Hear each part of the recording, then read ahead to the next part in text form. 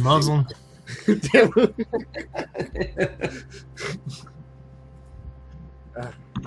I'm not going to say what I do. Bye.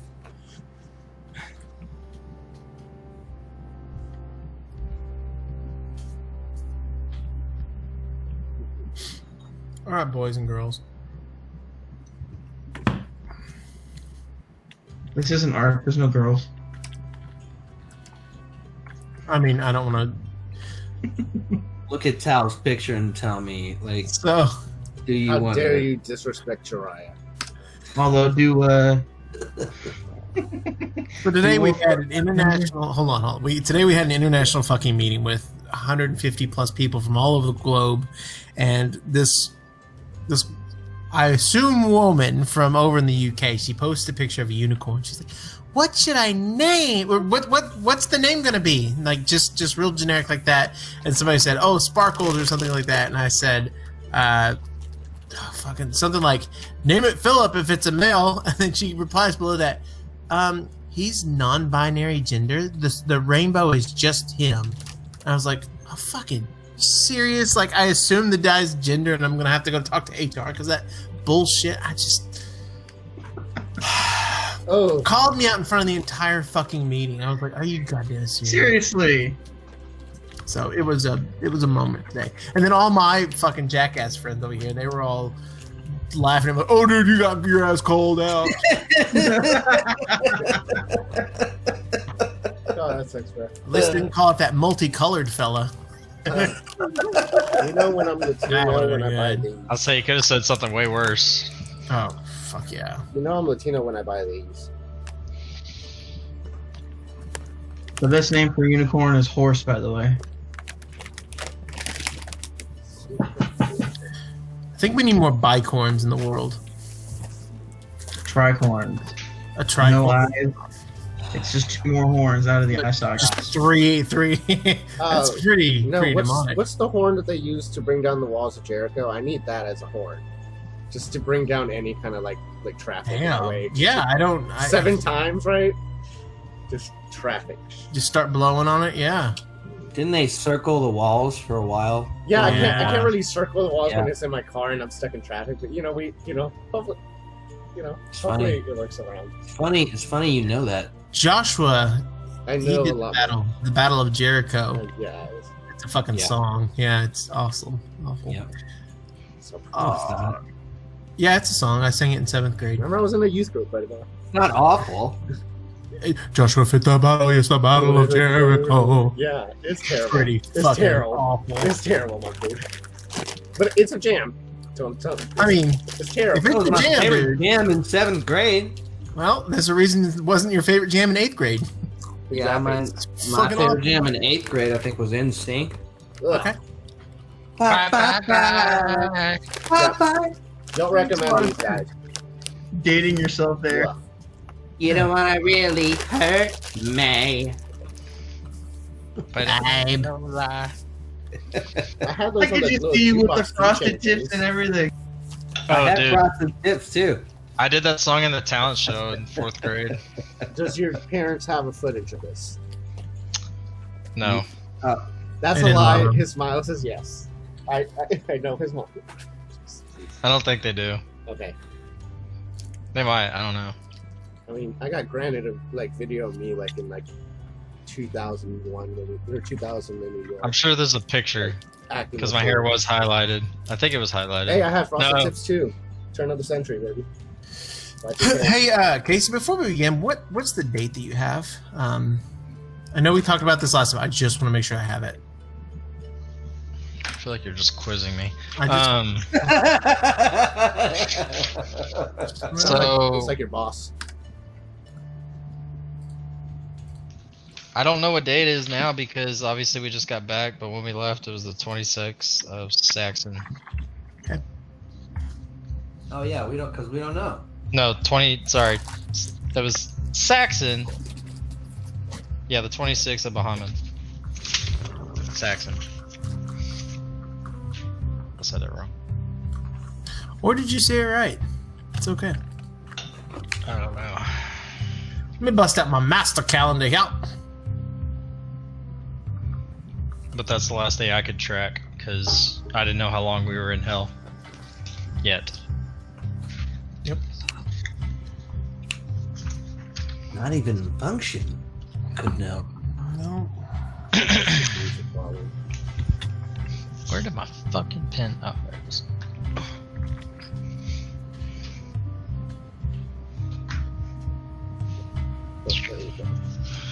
Okay, so 1 year later. Oh wait, you'll find it out.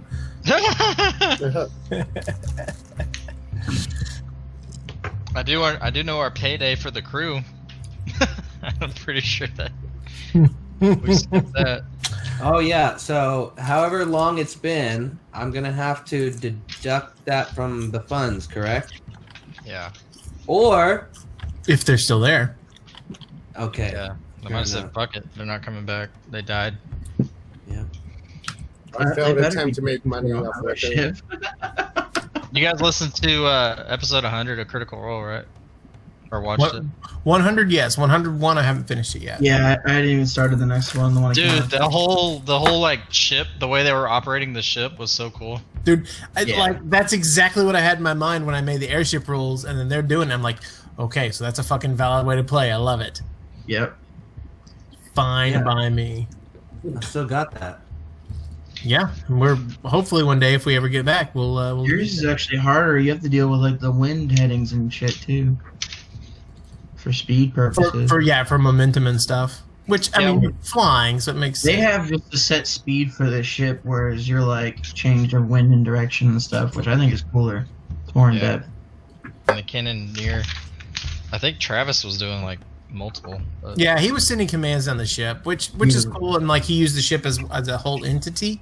Which yeah. I may change that because I really like that, but maybe not. Yeah. Okay, let me get to the GM info overlay. Load up these few things real quick. Anybody see that? Nothing. What? Okay, See good. what? What I All like. it is the regular map of Bujerd, I don't know, and then the purple square that we have, where we are. Boo Jared. Yeah, it's when you don't like the play that I put on. You say, "Boo, Jared." That's fucking stupid. Bujerd. Yeah, Boo Jared. Now's a good time to start booing me. Like the jokes. Okay, all right. Sorry, guys. Sorry. Okay, this is all we have, right? Yeah, All right, Unless guys. Sal's joining us somewhere I don't think he's that's totally listening. from Hey, the they didn't beyond. Did they come through the portal? You know, I mean, wait, Calvin. they could have been Zan. delayed for a little bit, or they could have been pulled back. You know, who Right. knows? They did have an Who entire knows? debacle of You trying know. to fly up, look around, not look around, Okay. that whole bit. So, who wants to catch us up from the last session? Someone Oh, please. fuck. I Oh, wait. Before we begin, let's go over announcements. Does anybody have anything fun to announce? We're getting close. Yes, so That's what she close. said. What I always like to hear. I'm getting close. Yep. Best words ever. Haven't heard that in a while. We finished 2 coats of. We finished 2 coats of protective layer. Today. It's actually Nice. gonna go back and finish a third after tonight's session, and then just let it dry for 24 hours, and then it's ready to move. Well, right? And we're playing Sunday at noon, right? Yes, Okay. And then Friday I'll be over there to help at move. 11. At 11. Yeah. Yeah, Jared's at 11. Okay. Sounds good. Also, we will be wearing masks. Jared, you will be cleaning the room, correct? With having sanitizer there as well. Purchased it on Amazon already. Yep. Awesome. Yeah, I'm about to say I've got sanitizer too if you need some. Okay. Yeah, I don't know how much you got, Jared. 2 But- pumps load. Yeah, I think 2 would be fine, or Wait, what are we? Okay. I'm glad I heard it. I'm glad somebody caught that. Okay. But yeah, I have two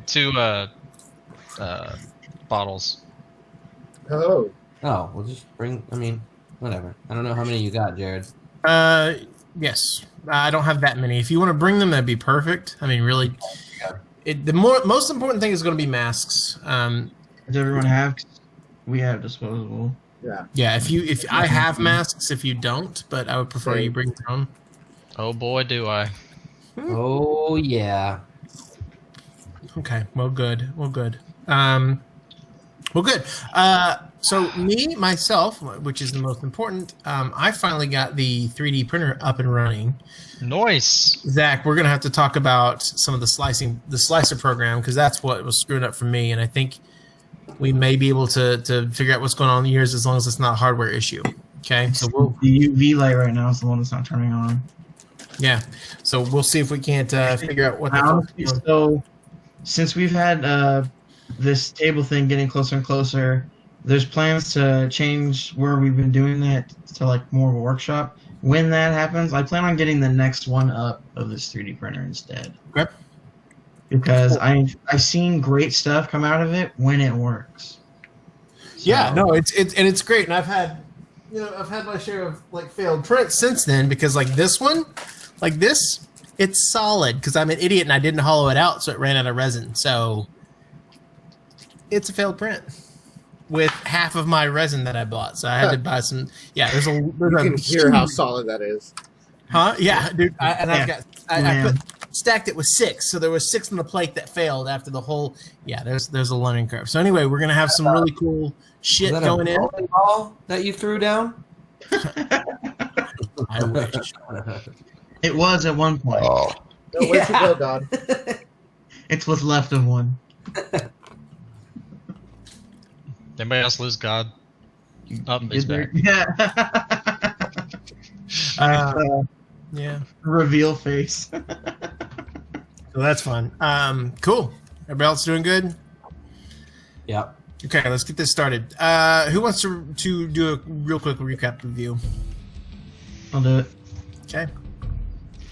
So we started off last session a couple weeks ago, fighting Kragnor and a couple devils. That all happens. We end up going through the portal and we're just running. Where we end up in some weird savannah, basically. We get a good look of what's around us. And we take one. I believe we've taken a rest here, right? Am I right in that? Yeah, I think so. Mm-hmm. A couple things happen. Like, let's see. We find an oasis. That's what it was. We find an oasis at the foothills of the mountains. We go make camp at the oasis. I make a tree, and I make my fun guy. Oh, he's in there. Look at that. Which you named. Oh yeah, where is that? Mushy.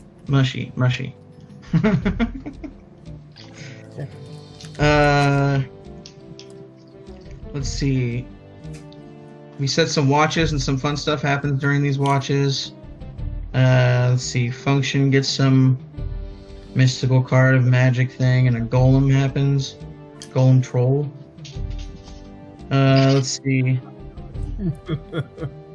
Kragar and Zan have a really in-depth conversation that none of us were privy to. Then we have the third watch. We talk about Kragnor's betrayal. Talv and Sheldon do. Sheldon, sorry. And then let's see. That's when I awaken the mushroom guy. Bushy. Tal turns into a giant eagle, and we survey the lands, and that's where we figure out, we kind of get our bearings as to where we're at, which seems to be the Valley of Urgency. Yeah, I what's believe that? What session is this? 30. Cool. Feels like we should be in like 80, but yeah, it's just 30. Yeah, that's kind of crazy. Okay, pretty good. And so you guys discussed for a little while about how to get back. You decided not to go over the mountains, not to go through Bougerd, but to try to go around to the east and then make your way up past the Everflood to Knifear's Point. Or, Correct. excuse me, Knifear's Post. That was the idea. Yep. Okay. So, And then Tal was gonna cast Sending to see if he can Are we waking Say up in the morning right top. yes, he was. So we begin our we begin this session by having the group walking along this gigantically large, not really, it's too wide to be considered a valley, but it is certainly a plain. And you, to your left, as you begin to make your way east, to your left, you see the large mountains kind of rising out. They seem to be not major enough to have a name on the big continental scale map. The area that you walk along is a very flat, very featureless plain. There's no like trees, there's no water running. It just seems to be the endless grass lands that you've seen, some of you have seen in some of your travels. To the very, very far south, you see some distant peaks, but you're not able to really see how far they are. And again, the whole area is featureless. You do see a couple of birds flying off in the distance. They could be larger than birds and much farther, but it's really hard to tell at this distance. The going is fairly easy. The soil is pretty hard packed. It's kind of dry. So think of like a dry, grassy kind of Nebraska type. Actually, I have it here. Yeah, so you guys make your way, and as you begin to go and you start to really get into your stride, you about halfway through the day, and this is a little bit before lunchtime, you begin to see that the land itself starts to break up a little bit. There start to become ridges, ravines, cliffs, nothing large and major that really obscures your travels, but there are hills, and the area begins to move a little bit. You do see the sporadic tree as you begin to travel east. So, as we travel along, what's our marching order? I'll lead since Talib isn't actually here with us. Okay, so I'll be Talbot in behind you. I'm gonna be in the back. Okay, I'll be right next to Pragar. okay. Xanthar's right in front of you guys. I need some space, man. I'm just kidding. I'll tail. Function will I'll be be 10 feet away from Pragar. So you can get that bonus. Fucking- That's right. Okay, pretty good. So as you begin to make your way, you start to become a little bit thirsty, and it becomes about midday before you realize that you haven't run across a stream or any source of water yet. You take a real quick break about midday when you find it's a larger kind of bonsai-looking tree that's pretty flat and offers at least some shade.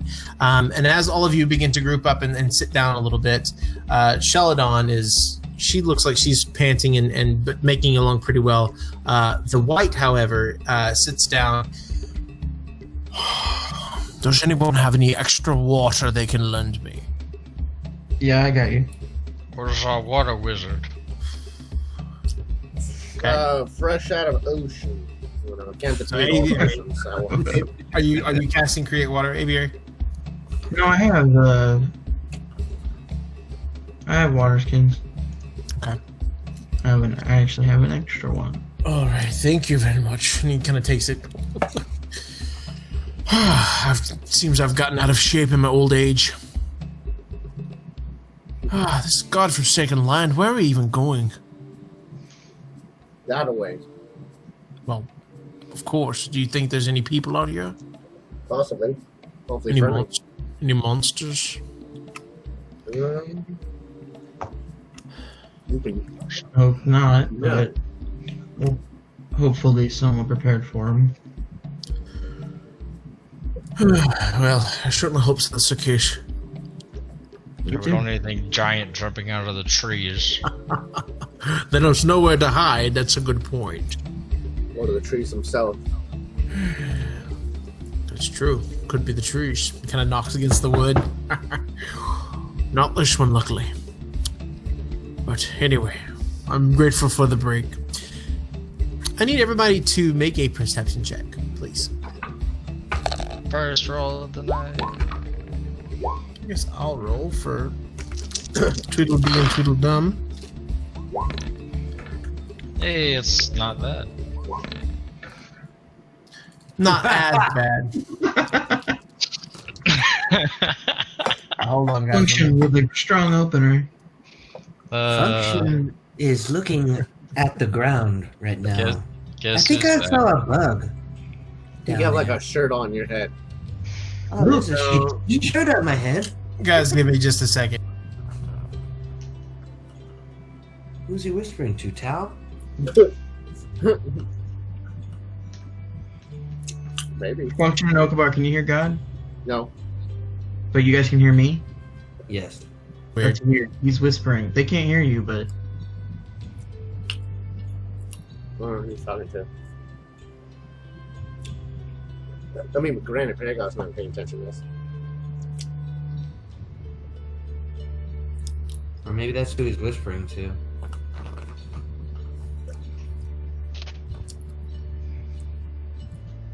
Was he whispering? Oh, fucking A. God, Captain late to the party. Hey guys, for some reason I can hear you assholes, and I'm trying to whisper to this other asshole. So hold on 1 second. Hi. yeah. What other asshole? I don't know. I That's what I have was them, wondering. I have them Who's- muted, so I can hear you fine. Who's the asshole? Hey, be I don't quiet. know who he's whispering to. Who's he whispering He to? said shut the fuck Seriously. I'm asking a real question. up. It doesn't matter. Okay. Not you. Apparently. Sorry, my mom texts me. What? It's a thing.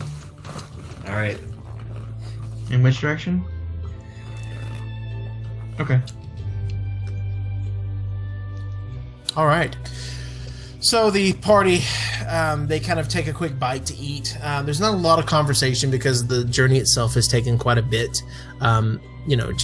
It's just a lot of putting one foot in front of the other, making sure you don't trip on any rocks underneath the grass, and before you know it, the break is over with the sun directly overhead.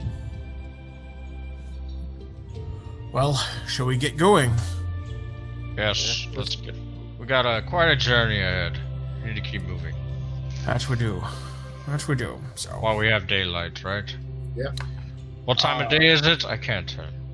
well, the sun is directly overhead, so I'm assuming that it's noon. Oh, it's noon. Right at Yeah. noon. Perfect. Perfect. Right. All right. So let's continue to go. As the party continues to make its way east, you begin to get a little bit closer to the foothills of the mountain range that's right there.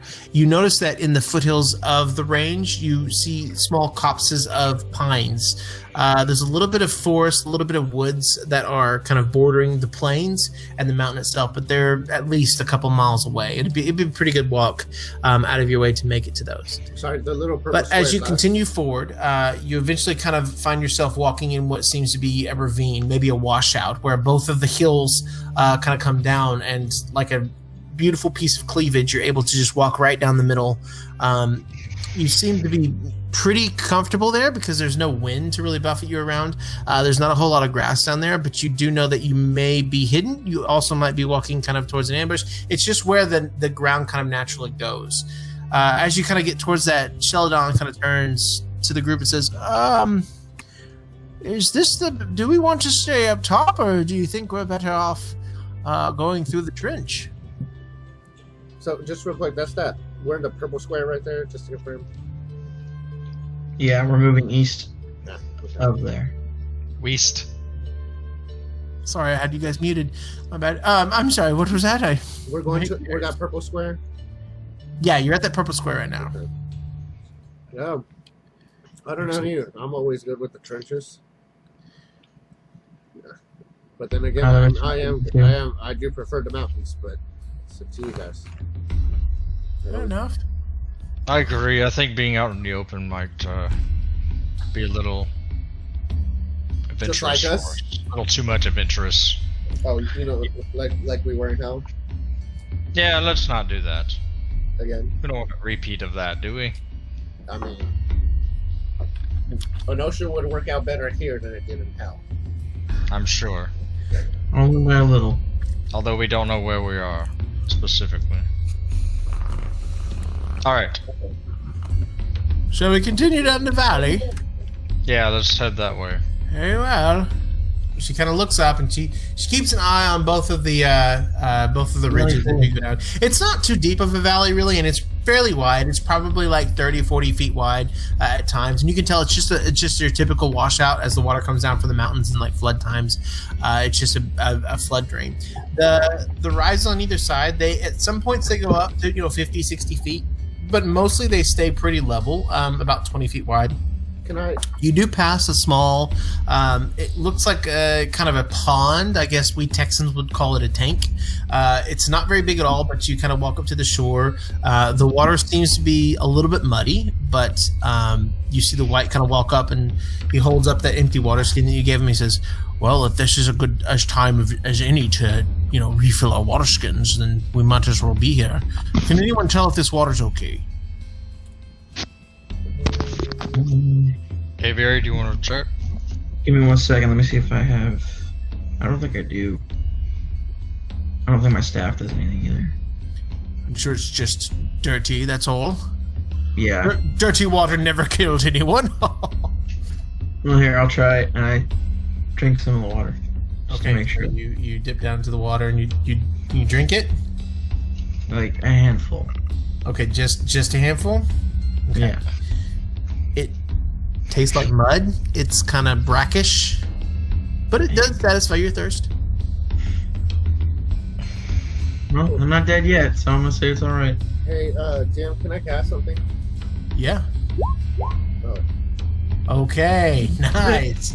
It's 1 mile, correct? Yeah. Okay. As the group is bending over and kind of filling up their water skins and trying to get as little mud as they can and trying to get as much water, you see Okabar bend over and kind of, again, scrape some of the mud, put it up on his nose, taste it just a little bit. Celestials, fiends, fae, undead. Okay, Okabar, we're gonna whisper real quick. Hold on. Okay, Okabar, we're whispering. It is always strange to watch You him do sense this. nothing. Nothing within a mile. I wonder. Shh, I think God can still hear us. Yeah, it's really weird. I can hear you guys. Okay, so Sorry. yeah, None of them are weird out. Okabar kind of does his thing over in the corner and is just doing whatever. no, That's really weird. no luck. I really didn't notice anything, so Well, then, shall we keep going? yeah, works for me. All right. So you continue your way, and as you go past, and everybody took water, right? Yeah. Everybody refilled their water skins. Yeah. I Okay. have 2. Okay. So you continue along the way. At this point, there's a small, like, trickle, kind of stream. What was originally kind of a real gentle slope kind of starts to steepen up, and you begin to walk down what's more of a ravine than it was before. It starts to get 30 feet down, 40 feet down. It comes up and gets a little bit more shallow, but you continue to make your way through the rest of the afternoon. Towards the end, it widens out into kind of a long split path. The water itself trickles off to the left. To the right, you do see a few shrubs, and what seems to be actually, what seems to be kind of a trail almost. Can I And the go? group- Can I go up to the shrubs? Well, so the water that we got earlier was just from like stale water, the sitting water. Yeah, it looked like there might have been a spring or maybe some leftover residual water from a recent flow, but it's been flowing downstream. It's a very small stream right now, but it is continuing to go to the left. Okay. Okay. Never mind then. I kick the bush and then continue. Kick the bush? Yeah. Yeah! No, I'm just kidding. That thing happens. You do see that it's just a typical kind of lowland shrub. Nothing of really any type of note. But so the path kind of ends up in this large central area. The ravine cliff, like the cliff walls, go up about 45 feet, and you can either go to the left, or you can go to the right. As you kind of lean over, you see to the left, it looks like it starts to kind of zigzag really quickly, so you can't see that far. To the right, it looks like it kind of peters out a little bit. You do see more shrubbery and a small tree over there, but it's hard to tell before it turns off to the left. Well, from my knowledge, towns and everything prefer to be around water. That's the basics I know. I mean, we need water to survive, so that's my decision to go that way. I think the pink man makes a good point, actually. Seems some logic behind it. Okay. Let's do it. I'm peeling. Oh, well, sorry. It's kind of gross. So the group kind of picks up and starts to travel. As you start to step down the left way, you hear you hear kind of a like that, like a strange kind of noise. It almost sounds it's much larger than an eagle or some type of bird, but you do hear kind of a and a stomping. And as you turn real quick and look up, you see on top of the cliff face at the very top, you see a person dressed in full armor. They're perched on top of some type of mount. The mount seems to have two massive hulking claws amongst muscled arms. It has a full breastplate with a large spike on the top and a huge head that pokes up with a large beak out of it. The rider himself is in full plate armor, and he's got what seems to be a large halberd. With his helmet has a full wing off. You've seen this type of knight regalia before, and he's one of the Crown's Guard, and he seems to be one of the king's, I guess, regiment. He looks, actually, since I'm here, looks like this. There he is. It's kind of a small picture, but you see him kind of go up there. And he goes, "Stands where you are. Stop in the name of the king." I think this is when you go white. Oh, no, I'm no friend of the king. Someone else needs to speak, please. Rhaegar?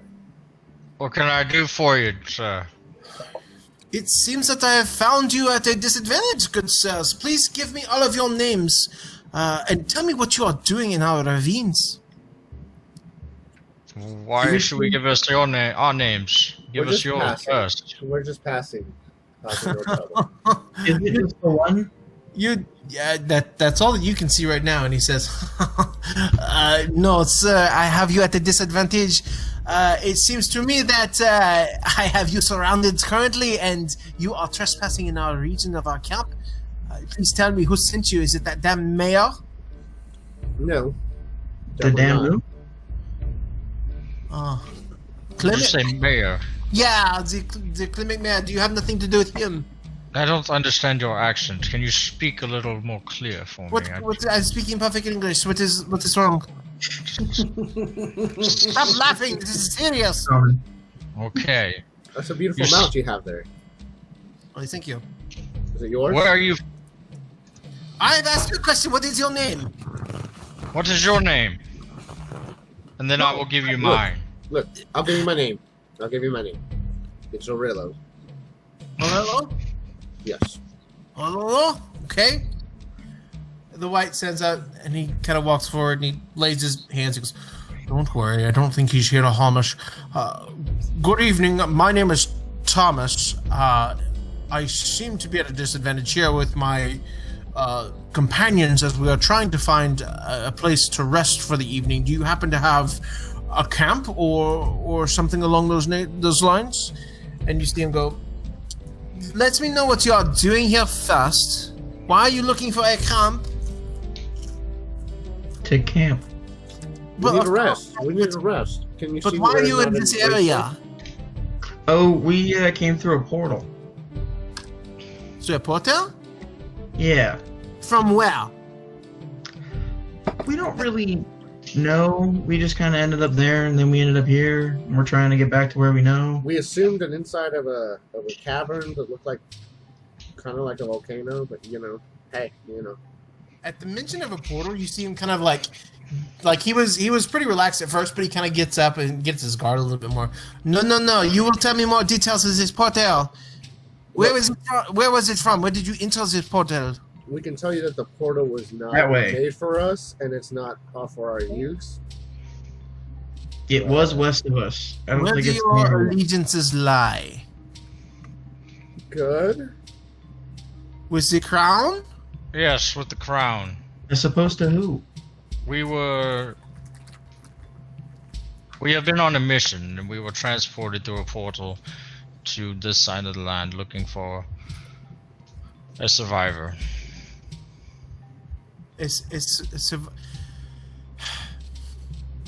Come with me. I will take you to my troop, and we will be able to talk this through here. I have worked Where with... are we going?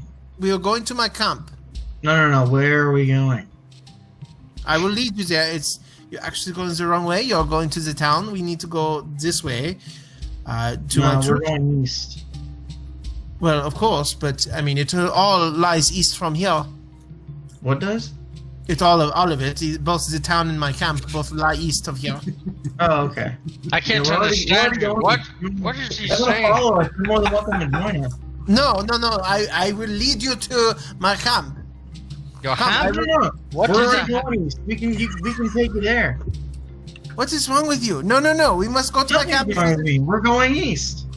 Right. We will go southeast rather than going north. No, regular east. Just east. Not Like sunrise. what? Right to the door. Right through the wall. Not literally through that wall, no. Of And course if not. there are trees on the way, we won't go through those either. Well, I can't. Before you, there are two We won't go paths. through those either. One path goes northeast. One path goes southeast. I'm Oh, telling we're you. trying to get north. No. North. You do not want to go northeast. There is a male there. He will ruin your life. We do want to go northeast. No, you want to go southeast for now. It's just a mile or two this way. Look, if you are Dragonborn and you have served the crown faithfully, then I will assume that you are here in good faith, and I will bring you to my commander. He will want to hear the story of how you ended up here through some strange necromantic portal. I'm a bird, not a dragon. Oh, I'm not talking to you. I'm talking to these two. Okay. Just, okay. What does us being a dragonborn have to do with anything? It is a place of honor. I have served with many Dragonborn. You do not seem to be treating us with honor, so how about this? We will keep going our way, and you go about yours. I do not have any reason to stop you, except for Exactly, so why are you even bothering with us? I mean, perhaps you have something better to do than just harass us all day. You may do as you wish, but do not underestimate the authority of the crown in this area. I'm not underestimating any authority. I have commanded you to go to the southeast and you have denied it twice. I didn't know you were my commander. I apologize, but you were not, and I will not have to follow your orders. Now, if you will so kindly let us know, we will be on our way, and I'm gonna start walking east. Okay, Same. I'll follow. you're going northeast, right? Yeah. Whichever way we were going, yeah. So you're going You want to north go east. along the Yeah. stream, yeah. Through East. the door. Going east will walk directly into the wall, the walk face. So the If- party kind of looks at Pragar with a little bit of newfound respect for like talking to this mounted like knight, and they look back at him and they okay. So everybody kind of starts to walk away, and you hear behind you as you walk away, "You will regret this. I will bring the whole force down on you. Do not turn back on me." And then Why as you don't- turn I, the I next corner- still can't understand a word he's as saying. you turn the next corner, you I'm like, why begin do your we way do down, and this? soon his ranting just becomes incoherent noise. Alright. Function learned this move, and while he's walking towards the back, he's just gonna raise his finger up, just like this. Okay. Just to Can all I of cast a spell for our them. group? Every single one of them. If you would like. Yeah, one sec. Let me see which one's the lowest I can do. There we go. I'm gonna go ahead and cast this guy right here. This guy right here. What the fuck? What? And I'm gonna give our group riding horses. Oh, cool. Nice. Oh, cool. Dope. Yeah. So what's I can the? make 8 of them, so I'm gonna make all 8 and have 2 follow. Well, Hey. no. You also have to make it for the white and Sheldon, right? Oh, you're right. So then, yeah. Where the we're fuck was gonna- Sheldon during that whole conversation? He She could've was said- in the back, Yeah. man. She was letting all this happen. She doesn't have anything to do with this. You're just waiting. And I cast it at 3rd level. Blue is enemies of the crown. Oh well. Yeah, 3rd level. Okay. And I'm assuming that's their quarter rating for a pack horse. Yeah, riding horse. Oh, okay. Riding horse. Gotcha. Well, I guess we could do. Hold on. Is it for half? How many can I do? I can only do 4. Yeah, it's gonna have to be riding horses because I need more than 4. Okay. So, Otherwise, as the group starts to go off and you hear the mad rantings of some Frenchmen in the background, Aviary stops and says, "Hold up," and bangs the staff on the ground, and out of the walls come these sort of ethereal-looking fey horses, and then each one walks up to a rider, and mysteriously, each horse looks just a little bit like the rider. Like the horse that walks up to Pragar It has like kind of a draconic face. It has a little bit of scale look to it. Aviaries has feathers somehow. Function has these awesome tattoos. Okabar is shedding from an awesome sunburn. Oh, he's not even here. He missed it. Fuck. He's recording. We're good. Oh, he's recording. We'll hear it. That's cool. But all the fake creatures kind of take their shape. So you're like, oh yeah, fuck yeah, this is great. So you jump on them, and even though it's a little bit narrow, it's a couple feet wide. You can still fit each horse through there without too much of an issue. It does increase your pace for a good amount. It lasts for the next hour, where you're able to almost double your travel speed. As you go along, there are small streams and small rivulets that kind of run down and trickle into the stream that you've been following. And so as the hour progresses, it grows a little bit longer. Once the fays all just disappear and everybody falls on their asses, they stand up again and they look around and they realize that there's a couple of other like small rivulets that are running off, small feeders, a little spring that's kind of feeding off into it. The stream now becomes a bit more of almost not quite a river yet, but it's at least enough to have a little bit of a flow to it, a nice trickling stream, a babbling brook, if you will. As the group makes one final turn, the hills and the cliffs that you've been walking in between, they start to like kind of shrink a little bit. They've gone from their 40 feet towering tall heights down to about 10 feet. Now you can kind of see that you're in the middle of a rolling hill. As you make one last turn, you are presented with this grand visage of a stream that goes down, connects with another stream, and then runs right through what is to be a village. This village is it's very new. It's very young is the only way to put it. A lot of the timber is rough hewn. It's brand new. There's not a lot of old buildings. It seems to be there's no trees anywhere that have been growing. From what you can tell, it seems to be pretty new. The road itself isn't worn down, anything like that. It's got a small kind of like a fence around it. It's a barricade. It's not really enough to be considered a wall, but you see a cluster of probably 10, 12 buildings that have a couple of people like moving around in it. From this distance, you can certainly see that. It's probably 1.5 miles away at this point.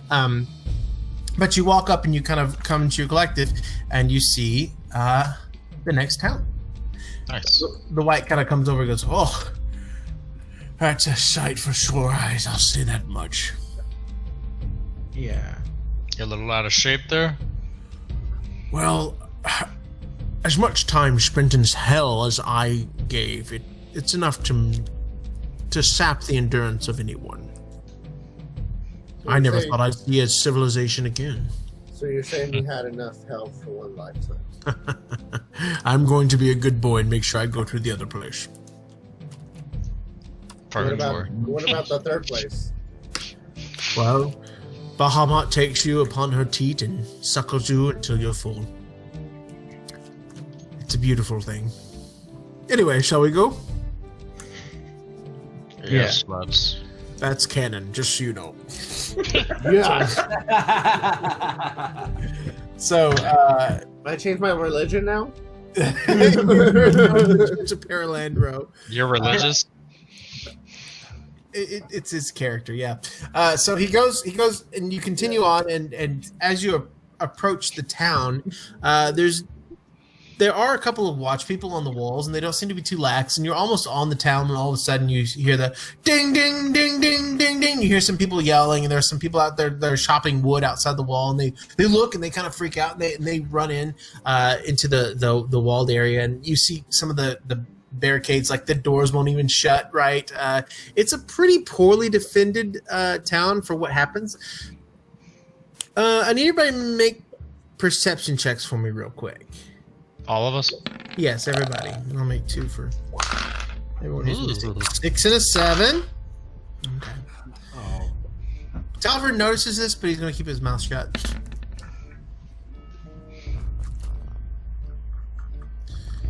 All right.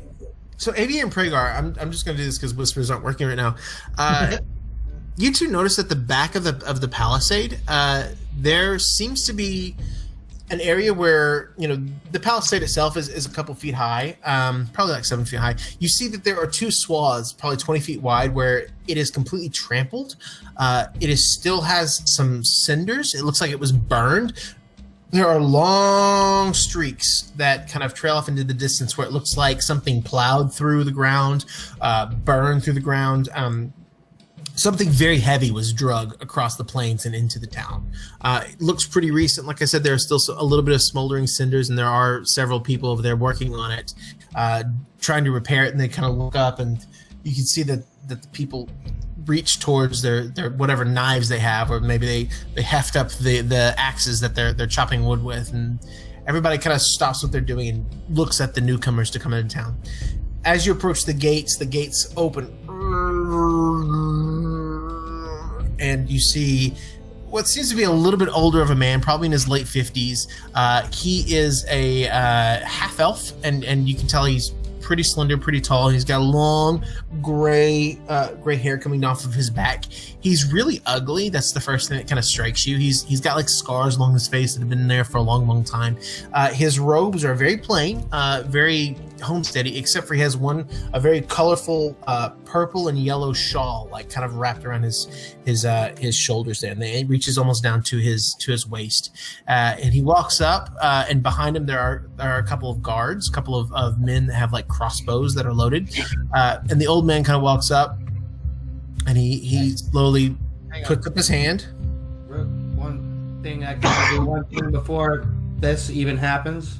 Can we backtrack a little bit, and can I just become a normal Warforged? I want to lose my tattoos. Okay, yeah, you don't have to tattoo. Yeah. No worries. Yeah, I just want to be so sorry. Go ahead. Okay, no worries. No worries. So you see this person kind of hold up his hand and go, "Oh, it's your business." Our business is our own. Oh my god. Well, then you can have your business along the way. We're travelers seeking shelter. No one travels down that road. You came from the stream. We saw you. Why does that mean that we didn't travel from anywhere? I don't understand your Because question. it ain't being a road. You need to be traveling along the road.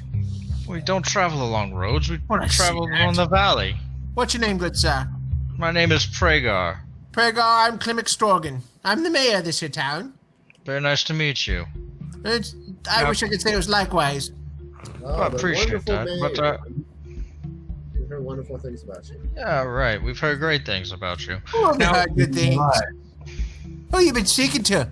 The military force not too far from here seems The king, the crown. be very fond of you.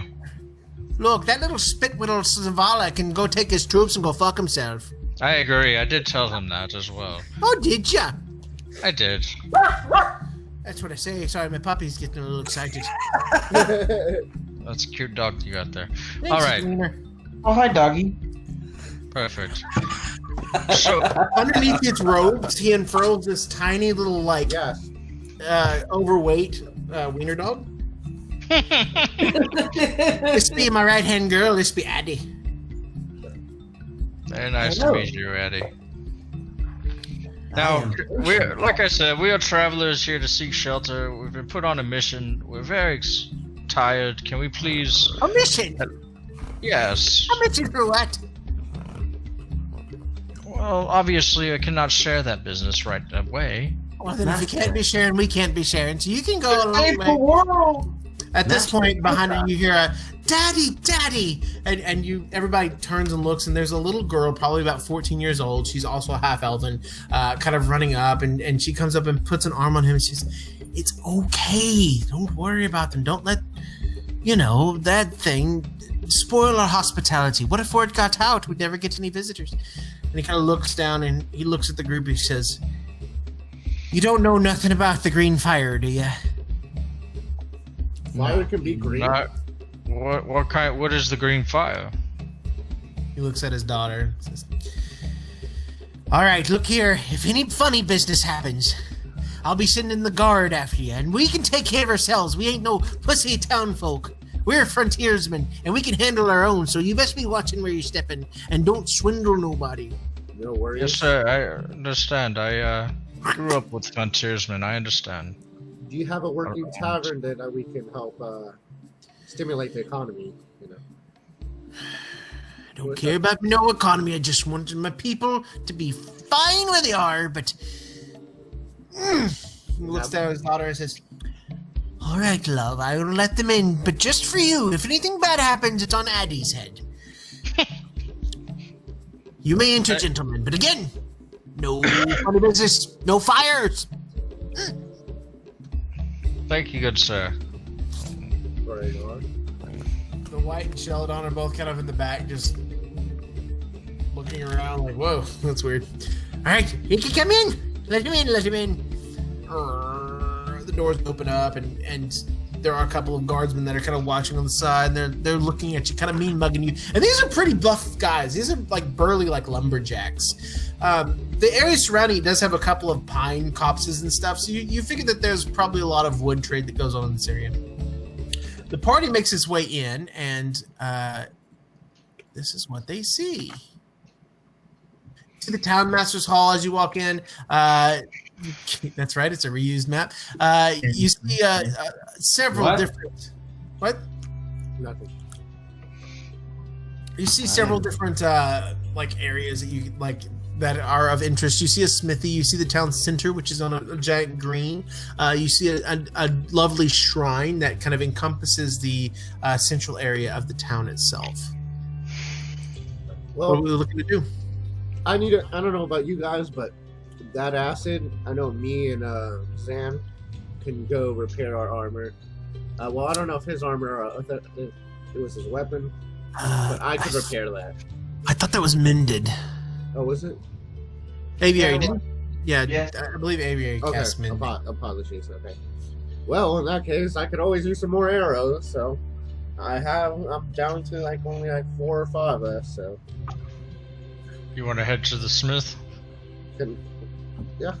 Should we try to see if we can get a bed somewhere, or All right.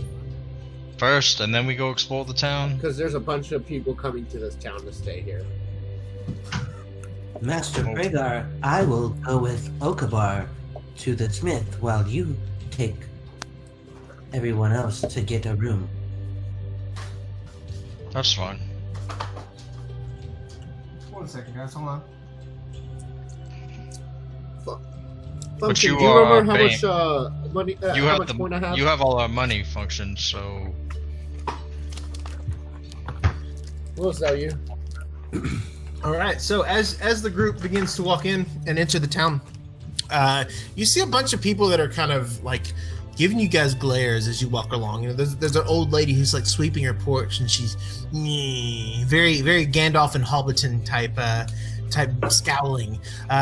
And you can see off in the distance there seem to be a couple of buildings that have been completely demolished, completely burned down, knocked over, and they're still kind of smoldering a little bit. That's where most of the townsfolk seem to be gathered, almost as if they're picking through the ruins.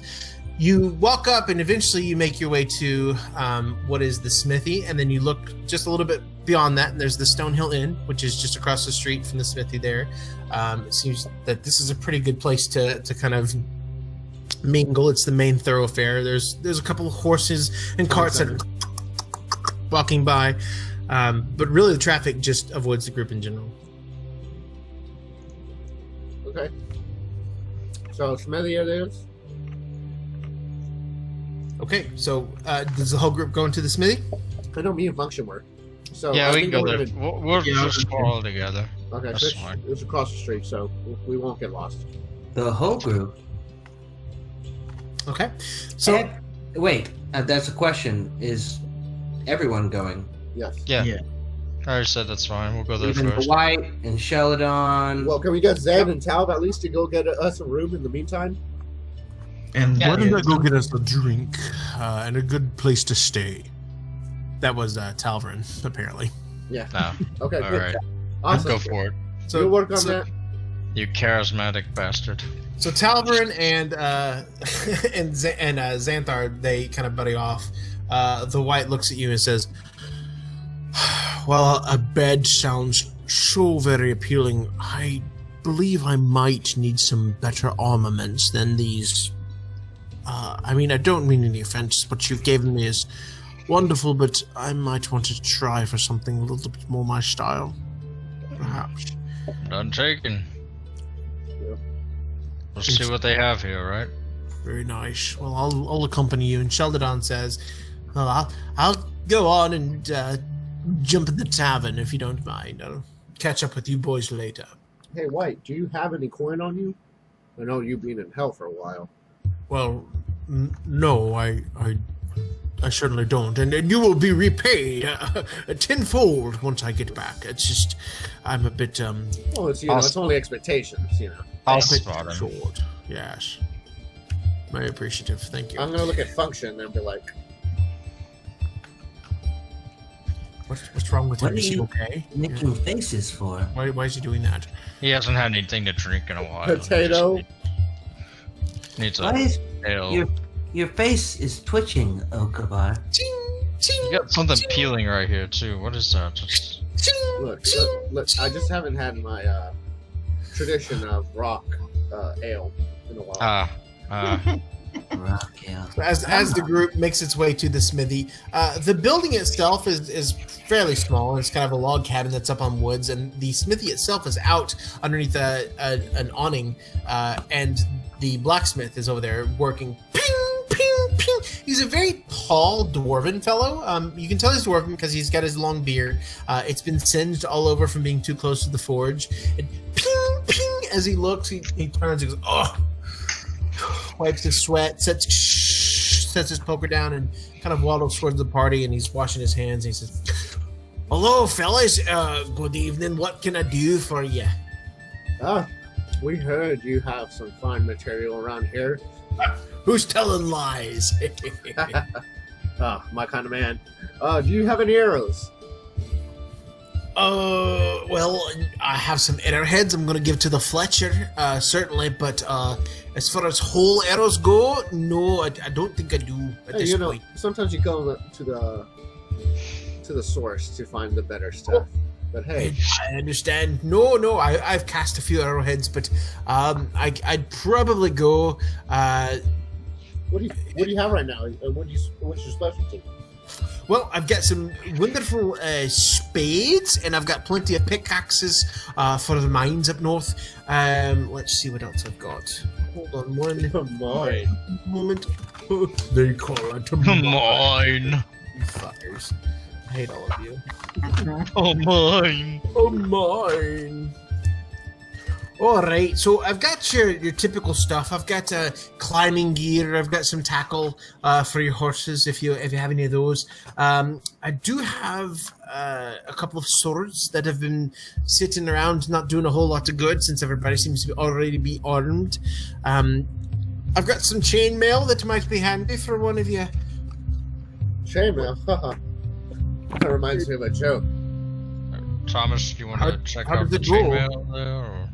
What did the medieval postman wear? Oh, God. I don't know what. Chainmail. Oh. No. Rygar just falls. Ha! Ha! Ha! Excuse me. So the blacksmith takes 2 points of psychic damage. You killed the blacksmith. Be glad I don't have pepper. Okabar? And Zan's not here. right? Yeah, no sneezing powder. Rest in peace, Marley. You see the white kind of look up and he looks at the chainmail and he's like, and he's wearing plate mail. He's wearing your old plate mail and he says, "Do you think maybe you could just do an adjustment on this, a custom fitting perhaps?" And the blacksmith looks at it and goes, "Well, you're a big one, that's for sure. It looks like just," and he kind of reaches back and kind of tinkers with it a little bit. Yeah, I can get some of the rivets out and perhaps move the buckles up a little bit. It won't be too bad of a job to get it to fit a little bit better. I'll charge you probably 5 gold for it. It'll be pretty work intensive." And the white kind of looks at Rhaegar. Yes, that's fine. I'll cover that cost. Very nice. Do you have any axes by chance? Large, big ones, not the ones that you use for slashing down trees and stuff. And the dwarf kind of thinks for a second. "I've got a battle axe. That's right. It'll cost you 15 gold though, because it's a nice double-layered forge." 15 gold. It's extortion. Gregor? What do you? What weapon are you using now? I've got I the thought I club. gave you a weapon. Give him 15 gold, huh? You know what? Since we talked about this, I'm gonna see about lending that. Oh, you'll give it to me, Pink Man. I must say, why don't someone else? What is our bank looking like Just right now? 15 15 gold. gold, my friend. Can't you spare 15 gold for a fellow friend? We fought through hell with him. That's fine. Okay. You want to fork it over? Yeah, I'll go ahead and do that. Okay, so go ahead and take out 15 gold, 5 gold for you, Pregar. He goes, all right, let me go get it real quick. It's a big one. Here you go. Nobody likes war axes in this area except for good, big, strong dragonborn like yourself. And he hefts it up. This'll do. Do I leave my armor here? Collect it overnight. That would be great. So they take a minute to kind of take it off, and you see the blacksmith kind of like looking you guys over. And so, what brings you in town? You know, visitation. If you want to do armor, you've been somewhere else. I don't do armor typically. It's just a side hobby. What happened in the middle of the town there? Why does it seem like there was some kind of fire or something that burned down the town? Has no one told you? No, we just arrived. We Oh. just noticed the damage. Everybody's saying that the green necromancer is back. The Green Necromancer. That's right. You saw green fire. Did you see it last night? Were you in the area? No, we were. Just I got in. don't Oh, believe we oh. were. That's right.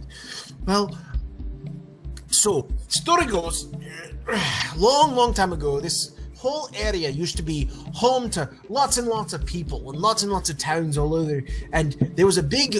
Hold on. Oh, My what face. happened to you? Oh no! Hold on, my face. Fuck off. Are you the Necromancer? In the meantime, when did the medieval soldier go to sleep? Nighttime. Oh my god, kill yourself. Fucking hate it. Oh, 2 more points of damage. Fuck. No, so long ago, there used to be a lot of people that lived in this area. There we go. And there was a very lush place. There were lots of towns and all that stuff. And then, have you ever heard of the Pox Wars? No, I what are don't believe we have. So the Pox Wars were a long time ago, before the Blood Cleans War. So the Pox Wars were when some big bastard necromancer, he tried to make all the people into zombies with a big pox, and he did it surprisingly, and he made a lot of the towns into his own army of people, and he tried to take over the world. Well, obviously, the king didn't like that, so he sent his big bad inquisitors down, and they were almost as bad as the necromancer. They burned entire villages with the green fire. And it was called Verdancy. It was kind of a running joke because they called it the Valley of Verdancy. And, you know, Verde is green, so you get the green fire. Anyway, they burned the entire fucking place. That's why there's nobody that lives here. It's just a bunch of dead shells and husks.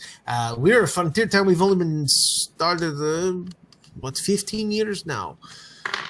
Anyway, so all that happened a long time ago, right? You think it's a fairy tale. Well, it's not, because last night, this ball of green, angry pisswater fire just ran right through all of our barricades and went straight to 3 houses. Ignored everybody else. Nobody knows why. They basically demolished the poor what are their fucking names? Oh, the Stockstones. Yeah, the Stockstones. They were a bunch of miners from north, and their entire family's going just burnt into green fire. And the mayor is not happy. I'm surprised he let you in, but Is that green fire new for you guys? it's just the shit of legends. You think it's a fairy tale or something, but yeah, last night we all saw it, every one of us. It was just the fire that was green, and it was everywhere. Now, when it would catch on to wood, it would turn your normal red, but this is magic fire. This is the scary shit. A lot of people have already packed up and headed east. Wait. When it touches wood, it goes to red? Right. Yeah. Hmm. This big How demon. far, What? how far was the nearest green fire sighting from here? It's, probably 150 yards that way. Okay. Down in the Immelbeck house. That's the closest one. Ingrid was one of my best customers. He coming all the time. Sent all his business my way. I'm gonna miss that chap. Nah. Oh well, I'll get you guys to tend to, I guess. Kind of finally gets everything off the white. Anyway, whatever you do, don't go around starting any fighters or even saying the word green. I think that the fact that you, sir, and he points at Okabar, the fact that you're pink and not green might even be a good thing. It's Where did this pink come from? well, you're kind of red, but it's the sunburn. It's kind of weird. Anyway, you Color of wine. oh, wait, who had wine? Well, I don't know, but I can go for some wine. I can go for some ale, preferably. Go down to the Stonehill Inn. They'll have plenty for you, no doubt. Of course. All right. So, did anyone die during this? Oh yeah, I think most of the families that were hit so hard that it killed them. I mean, it's just a swath of destruction from the walls to those particular houses. Why they target those people, I don't know. But nobody else was harmed. And honestly, once you get outside of the burnt out, crispy area, it doesn't seem to catch fire that easily. Okay. Interesting. Well, appreciate the information. Was No anyone's problem. property ruined? Just housing or what? Well, it was houses. yeah, I think it was 3 or 4 houses. Mostly it was miners, but I mean that's a third of the town to be miners, so it's quite a. So it wasn't a specific family or anything. It was just different houses. No, the Stockstones are half elves, and then the Immelbecks, he's a tiefling. Blackrock was I think he might have been a half elf. I'm not sure. I wasn't too familiar with him, but yeah, and they're all in different parts of the city. It's not like they're associated or anything. Interesting. Yeah, no one can figure it out. It's quite the kerfuffle. Has this happened before? No, last night was the first time. Did it happen? But everyone. at Go ahead, midnight or Oak. something, or just when it got dark? Could it Sorry, be what was morning? that? What time did it happen? In the morning? Right at night? It was in the wee hours of the morning. I'm pretty tired because I was deep slumber, dreaming of crab cakes and all the wonderful things in the world, and all of a sudden I just hear the loud yelling and the roaring fires, and I ran outside my forge thinking, oh no, there's a fire in my house, but no, it wasn't. It was across the way. I could see it across the entire town. So does this whole town think it was a necromancer, or is that just, kind of rumor? Can you explain the green fire with anything else? I mean, we know that this whole area was completely decimated with green fire before, and even though our family and our parents told us, do not go there, that's the place of the green fire, we said, no, that's over, we can found a new place for ourselves. We came here, we lived here for 15 years, and now... Hey God, am I familiar with the Green Fire, or the war that he was talking about? Make a history check. Oh, well, no.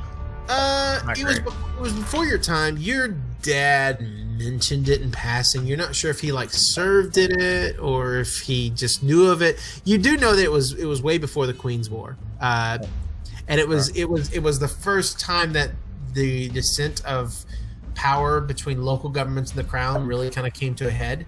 But that's really all you can tell from that. Okay. Does anyone the mayor or anyone? Does anyone not like the miners? Yeah, can you tell us anything about the mayor? Because Oh. It seems kind of uptight. Was that because of the fires, or? Well, Klimek, he's always been a bit of a hard ass, I guess. With these local frontier towns, we don't have a large overarching government, so he tends to be judge, jury, and executioner. he has to be hard. It's part of being out here with hard people and hard times. It's part of being free. He himself is... He's a bastard. I have no qualms about it, but he's an effective bastard. He's seen us through droughts. He's seen us through raiders. Does the rest of the town have good respect for him, or? It's begrudging. I mean, not everybody likes him, of course. He can be a bit of an ass, and typically, if it weren't for his daughter, he would lose his fucking mind. She is kind of the hand that puts on the rudder. Is that the word for water vessels? Right? Yeah, the steady hand on the wheel. I see. Sure. Now he's the canary in the coal mine. Yeah. Huh. So, nothing else strange happens in the town, right? Not since these fires, you said? Just these fires are the first metaphysical thing that's happened, but I mean, we've had our share of bandits and things like that, but that's always going to happen in any town. It's not much. We put up with the local what do you call it? The King's Crown, or whatever the fuck they're called. They tend to their own business. What do they come around and harass this village at all, or the town, or? No. They typically keep to themselves. They're here to make sure there's no further necromancers, but they've been here for 50 years as part of the king's grievances, and they typically just camp out wherever they want and roam the plains. Do they have anything against miners by chance, or any of the guilds? They tend to follow the king's rule, and the king's laws are not always applicable out where we are. So you follow your own laws here? Well, I mean, we follow the laws that are written in our charter, things like, be good to your neighbors, things like that. But as far as, taxes go, we don't pay the king's taxes because he doesn't represent us. We're here for our own freedom, and, it's a good frontier town, and yeah, it's not a bad living. What kind of effect will losing these houses, the miners in these houses, I guess the families, have on the town? Do you think things will just go back to normal, or will there be? I think that'll depend on what happened tonight. If that green fire comes back, I don't know what we're gonna do, but if it's a one-off incident, then hopefully the Kransguard and their big steeds can take care of whatever necromancer's coming out of the ground. We'll see. Why would the King's Guard help you if you don't pay King's taxes? Well, we are still his subjects, and we do technically pay the taxes. We do. We just don't pay as high of a tax as if I were living in, say, the Bongodian districts or something. Like, Is this the blacksmith we're talking to, DM? Yes, you're talking to the blacksmith. Okay. Cool. Well knowledgeable blacksmith. So Well, it's just a lot of things going around the town, and I've been here for 15 years. Learn as much as you can about it. well, we That's appreciate your knowledge. insight for sure. Oh, not a problem. I'll tell you what, I'll have this ready in the morning. If you need anything else, just let me know. Otherwise, go tell. Do you buy items? I mean, what are you selling? Well, I have this. I'm not a fan of blades, and I have this scimitar. Oh, Pull it out and show him. he takes it. He looks at it, and he's like, "Oh, this scimitar is this one of the navigator scimitars?" Yeah. Function drinking a little early before the. How did you get it? How did you come by such a weapon? Found it. I like it. I won't ask any more questions. Oh, really? I found it. I mean, like, people say they find things. I actually found it. Right, you found it. No problem. I'll tell you what. It's a good scimitar. It's not anything Damascus forged, or I can give you probably, let's say, 1 gold, 5 silver for it. I'll take it. That's a deal, I'd say. So he kind of takes it, puts it off to the side. Collects your gold, 1 silver. There you go. Plus, get that. Take that scimitar.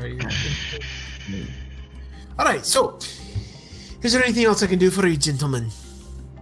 I actually have a question. How talented did you say you are? You said you've been here for 15 years. How long have you been a blacksmith? Oh, I've been a blacksmith all my life, just like my family and my father and father before him. What do you ask? I have a question. I wonder, from a blacksmith's perspective, I pull out my battle axe, and then one of those chains that I pulled out from the last dungeon that we were at. Would there be any way that you could attach this to my axe? Oh, I know it's a special request, but I had a hunch that maybe you would be the man to talk to about this. You seem very odd. So this axe is fairly well made, and I mean I consider myself an expert in my craft, but I will say that I specialize in pickaxes and spades. I don't do a whole lot of armory work, and as much as I would love to do this, it may take me longer than a typical war blacksmith would do. I could try it over the course of a few days if you'd like, but I'd say maybe 3 or 4 days. That's understandable. I could lend you a weapon and pulls out like a little blade, pocket knife type of thing. Dagger, Yeah. sorry. Yeah, you fight with that. It's Oh, the that's lucky funny. one. Well, how long are we planning on staying here? Because I don't want to leave and then us not come back. Let's first check out this tavern, and then we'll talk about staying. Let me know, no worries. I'll be working on this tonight anyway, so you'll have to come back tomorrow. Sounds good. Let's do that. All right, well, thank you very much. Have a good evening, and tell old Toblin I said hello. All right. Very good. Have a good one, boys. And he kind of turns and starts working, putting away some of the armor. So, are we still going to is it that place? I'm sorry, where can we buy arrows? Because I do need some. The woodwork? Or the... Fletching. Yeah, he said the Fletcher would have them. You could probably try the woodworker, which you do see just kind of across the way. Even though it does say woodworker, it's probably the Fletcher as well. Okay, does anyone want to go with me, or are we still traveling as us four? As 5? I'll perhaps go check on the room and see what accommodations we have. I would love to go look at your bed. I will go with you, Okabar. Oh, Dave? Yeah, I'll follow. I'll go to the Fletcher. Okay. Before I leave, I walk up to Pregar and I'll give him 100 gold. Okay. The Thank white you. has happened, and if you're handing out money, I turn to him and I'm like, "Oh, here!" and I slap his hand. Okay, there, Mr. 15 Gold. he looks at Pregar and just goes, "That's your problem, you know." Turns and walks towards the inn. Be careful, Pregar. This one's slick.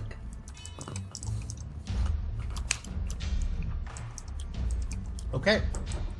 So we'll do Okabar, Function, and Aviary first. So the three of you walk towards the woodworker, and you see. What are you laughing at, bastard? This comment. Oh, that's true. So as you get a little bit closer, you see lots of timber, lots of firewood.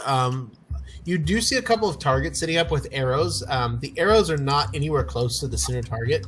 They're just kind of haphazardly all over the target itself, and they look like pretty shitty arrows. Sorry, no, do not. You know that. Okay, So I can. as you approach, arrows, shitty. I can. you see an elven gentleman kind of sawing away, and he looks up and he sees you guys. One moment, please.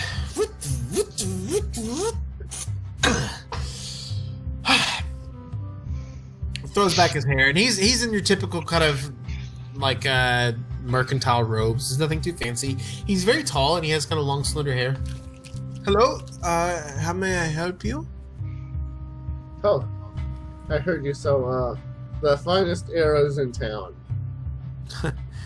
I do some fletching on the side. Yes, that is correct. Are you the only person in town that does this?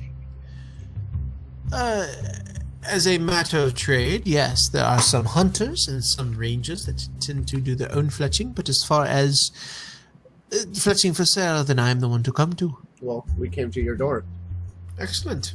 How may I help you? What's your how much you sell a quiver for? A full quiver of, what is that, 20 arrows? Let me use my Google 25? Mind.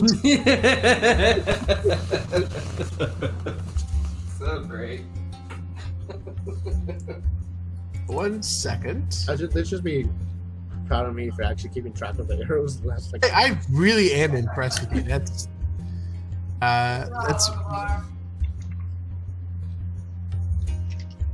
fucking shit. How is it?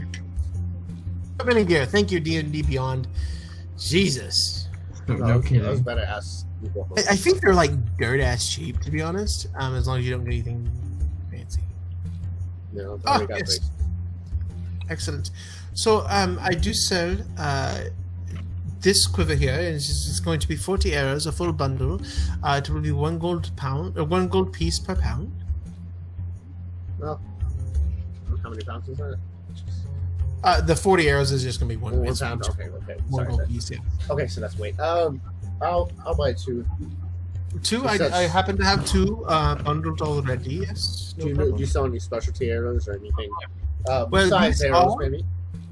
I'm sorry. Do you sell any besides specialty arrows or this stuff? Do you sell anything out of the ordinary or anything that you And specialize? I just chime in right behind that with just a real creepy. Books. Don't lie. Yeah, he'll steal all your books.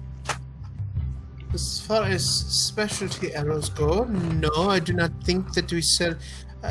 These are made of premium yew wood. They are of the finest quality. You'll see.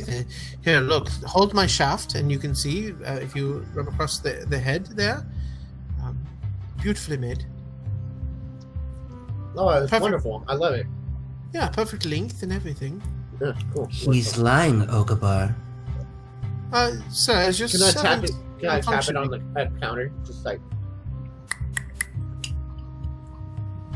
You know, so that's not good for the arrows. oh, Unfortunately- not.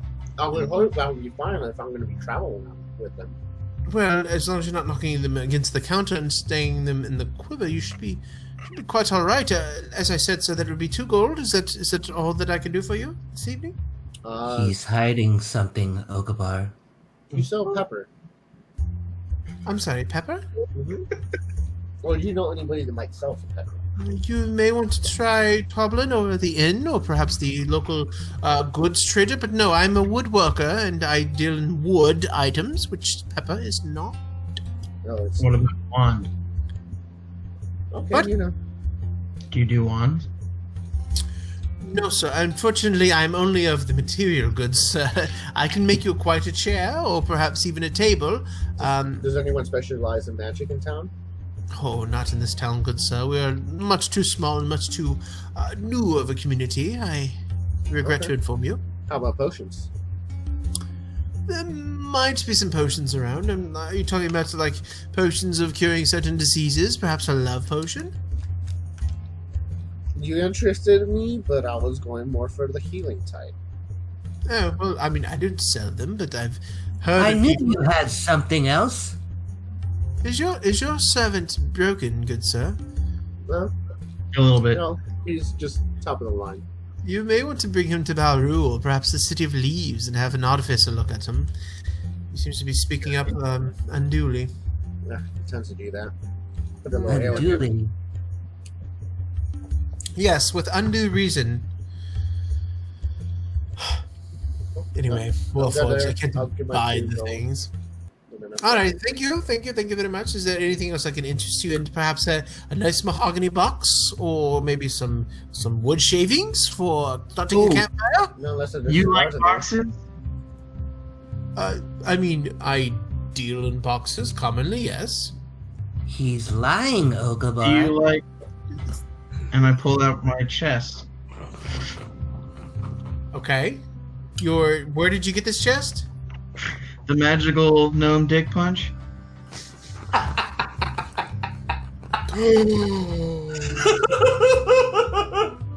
He reaches out his hands. And it was hard to tell in the temple, but this is a very elaborately made wooden contraption, and the mechanisms inside everything. He kind of takes it from you slowly and like holds it reverely, and the gnome is still kind of bouncing around on springs like a jack in the box. And he's looking at this.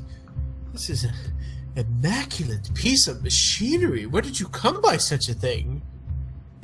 Found it. You are quite the finder of marvels, good sir. I wouldn't open it. What do you do with this? Oh no, I mean it's open right now. You'd have to have somebody reset the springs. I mean, he's got his hand out making a ball or something. I wonder what the purpose of this thing is. Perhaps it's to warn someone not to go this way, or cheer someone on, right? Yeah, maybe. That's what I thought. It's a very likeful gnome. It's wonderful. Well, would you like for me to make an offer for it? Yeah. How much you willing to pay for such a unique craftsman box? The wood is wonderful. It's been cured. It's quite old, actually. I would give you, I would say, how about 6 gold pieces? No, I can't do that. He's lying, Ogabar. But why can't you do 6 gold pieces? That's more than I make in a month.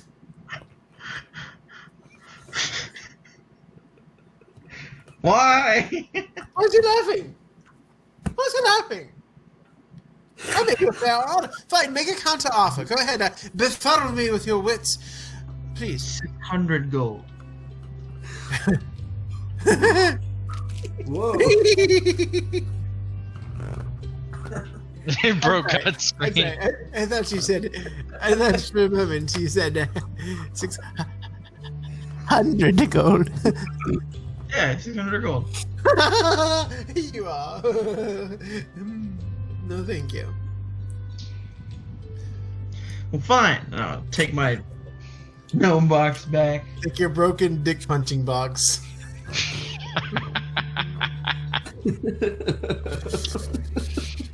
Yeah, Nice. part of it for only 6 gold.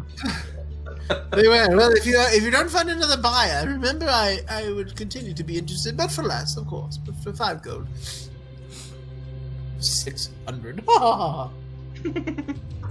He turns Thank back. you. Good Would you day. be able to fix it? I'm sorry? Would you be able to fix my gnome box? Oh no, you need a tinker or something for that. I just wanted the box itself. I don't care about the internal contraptions. Kind of goes back to work, sawing at the log that he was on. Okay, so you guys turn around. Pregar, as you enter the inn, 2 things stick out to you. First of all is the smell of tar and the smell of just rough-hewn timber, untreated wood, and beer, and it's just the bar that you like. The next thing you hear is the playing of a lute and people stomping their glasses and stomping their feet to it, and you look over and you see Talvarin on stage stealing it from whatever musician was on there. He's got his lute out and he's playing a little song, and the entire tavern is completely locked in on him. Xanthar is nowhere to be seen, but Talvarin is completely making a whole medley of everything. He's singing a song. It's a drinking song that everyone knows, and they're hey hody heedy hody ho. Hey! You know, they're all clink clink clink clink. And at the end of that, he kind of finishes with a bow and a flourish, and he drops down and he walks up to the tavern keeper, and the tavern keeper kind of slides him a beer, and you know they clink, and he's just kind of the life of the party that you would expect, you know, the bard to be. And as you walk up, Talbert kind of turns and raises his glass to you, and he's then brought a drink by one of the fellow compatriots, and you see the bartender like stop what he's doing and look at you. And he's a very kind of older guy. He's a little bit squat. He's very chubby. He has the biggest like mustache, like sideburns that come almost down to his chin. They pop about right here. He's wearing kind of the this just striped tavern keeper, and he looks at you and he goes, "Hello, welcome to Stonehill. My name's Toblin. What can I do for you?" Oh, you're Toblin. Nice to I meet am. you. Oh, pleasure. We were down at the smithy and you wanted us to say hi. That's a friend of mine. Oh yeah, he's a good fella. Oh yeah, he's a Harbin. He's not too bad. Are you happen by chance know this young bard fellow over here? Ah, I never met him in my life. Why? You should listen to him. He may be completely full of shit, but he can play a song. I'll tell you that much right now. I'll take your word for it. You should probably get a room. He'll be playing all night, I hope.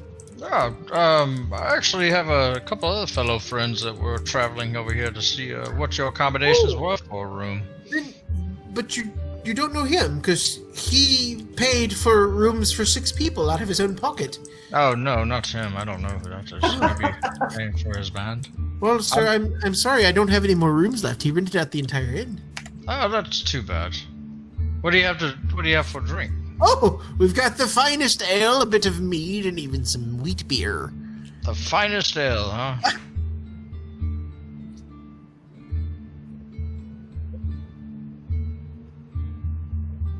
Did we just freeze?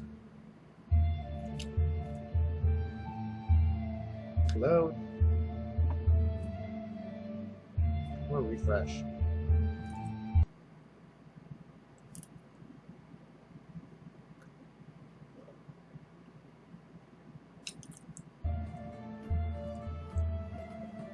Sir, please. And at this point, Talvin kind of leans over and goes, "I've got them, don't worry." And he just slides 4 silver over. It's actually 4 silver that was like given to him from the crowd. So the crowd bought him drinks after his song. So the first round is apparently on the house. So Toblin keeps, he's serving out and doing stuff. So, what brings you to Delverfin? Me and my friends are traveling, and we actually came into your town. I saw there was quite a commotion in the middle of the town earlier. Seems like there was some kind of fire. Oh, that's right. You couldn't have chosen a worse time to come. We're normally just nice, peaceful frontiers folk. We handle our own problems, and we don't give the world any problems. That's kind of our motto here. But it seems that last night one of the problems of the world found us, and you'd best be making your way as quickly as possible. I mean, after staying and spending plenty of coin, of course. Did you see what happened? The fire?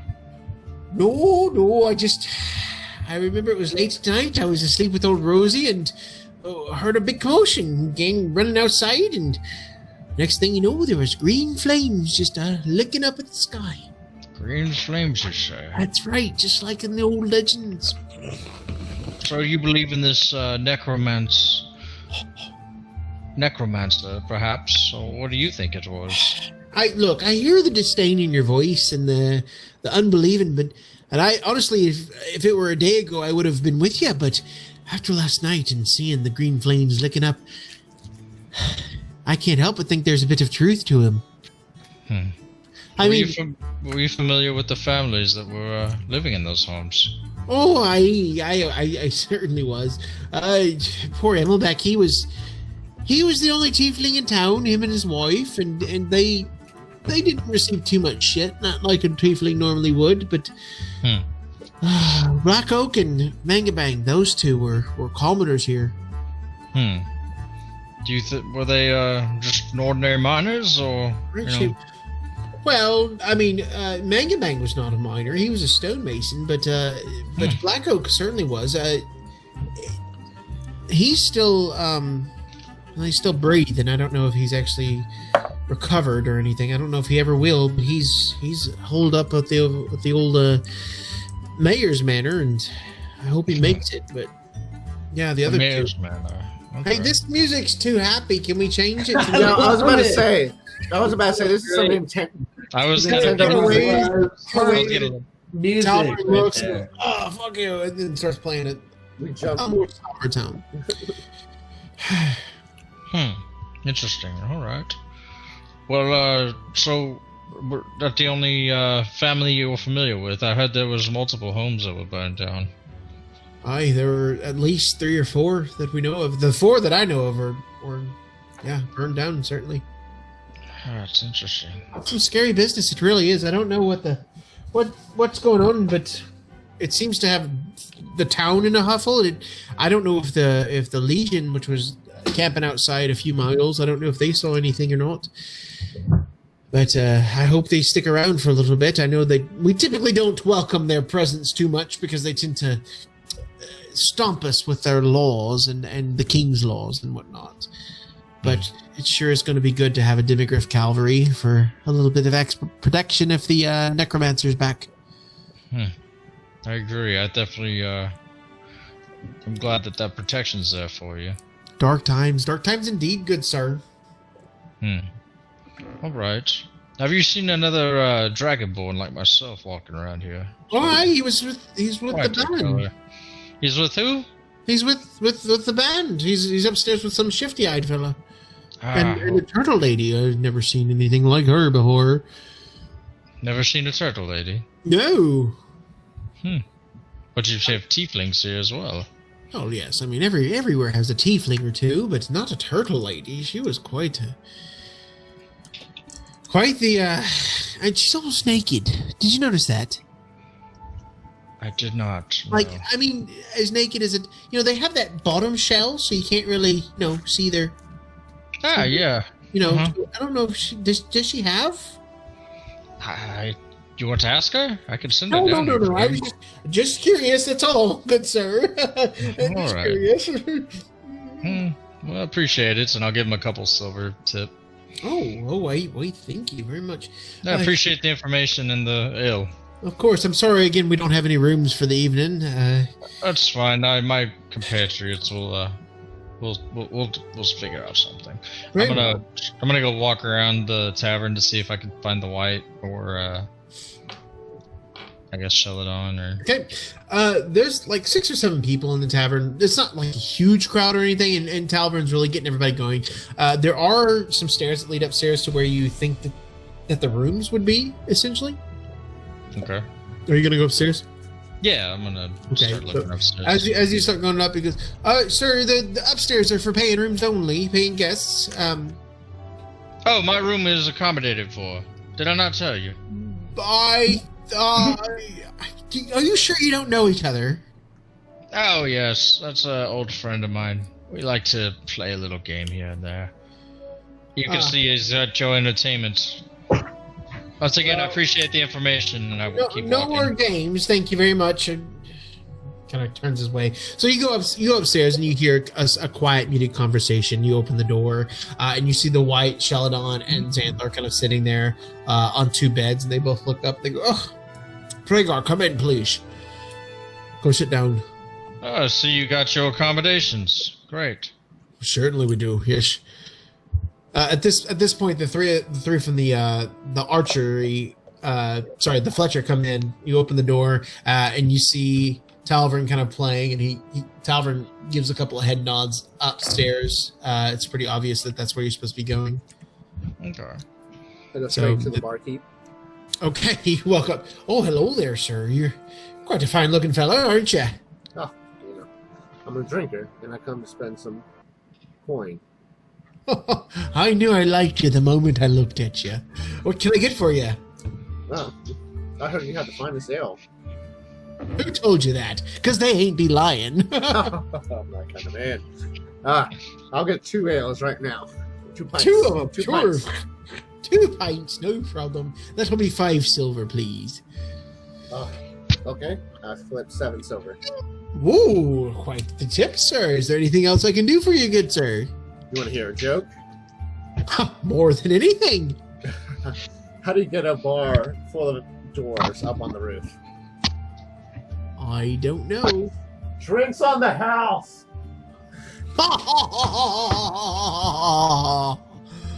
Oh no, just kidding, just kidding. Flips I don't us get over it. and takes my ale upstairs. Oh, okay. Okay. Tal's like, drinks on the house! The only dwarf that you've seen so far is at the smithy, where they belong. Function Aviary, you guys follow Okabar? Are you upstairs? Yeah. Yeah, okay. So at that point, Prager, when you open the door, they say come in. Aviary, Function, Okabar, you guys all walk in and we all kind of sit down on the beds. There's a bench, there's a chair, chest, things like that. It's just your typical in-room. You're all Is this sitting an open room? You're in a room. The door's closed. You do have a window that's closed as well. It But seems we're all together, or are we separate? everyone but Talvern. You guys are all together. Okay, cool, perfect. Gotcha. They're fairly large rooms for an inn of this size. Okay, Are so the- we're are the- convened. Are both the beds occupied? Right now, Sheladon and Xanthar are sitting on one bed. The White was sitting on the other, and he beckoned over, and Pragar looked at the bed, thought that bed's not going to hold both our weights, and kind of stood against the door. Or Okay. stood against the wall, excuse me. I instead scooch in and lean against the headboard, and then just sit back and forth. Okay, everyone is astounded by your alcoholism.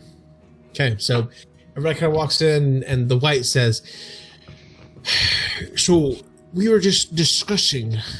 It seems that this town has had a bit of a run-in last evening. Yes, we got quite a bit of information actually from a couple sources. What did you find?" Well, it seems the town thinks there's a necromancer or some kind of evil magic going about. They said there was green fire from, obviously you saw the damage, I'm assuming. I heard about the green fire, yes, and it Are you seemed- familiar with green fire? Well, I'm more familiar now when they speak of the Pox Wars and the green fire that happened back then. Was my father in the Pox Wars? I remember he mentioned a couple times. It may have been before his time, to be honest. It was before my time, certainly. But the Pox Wars were... Long ago, there was a necromancer, and he served some god, some god not of this realm, who valued plagues, and valued poisons, and valued undeath more than anything. And that god wanted to make a headway into this realm, so he started to use this necromancer, whose name is lost in the annals of time. He used this necromancer to infect entire cities, where the towns would all become sick and ill. And then one day they would wake up and the residents would all be gone. They would all be walking somewhere. And no one knew what happened, but apparently there was an army of undead that were recruited from the living. It was quite terrifying, and during that time, the king heard of this, and he was a little bit power hungry, I think one might say. I'd like to make an insight check. Go ahead. I just want to know if he's telling the truth as to whether or not the necromancer's name is actually gone. Okay, go ahead. Nice. Let me see what that is. Okay. As far as you can tell, he is reciting the story as he knows it, because he has kind of a... You know that he has a vendetta against the king, and so that point is either irrelevant to the story, he doesn't know it, or it really is lost to the annals of time. So it doesn't look like he's actually trying to hide anything from that.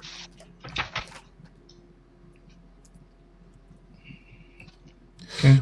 So this was before Louis. This was Lothair Leoncoeur, his father.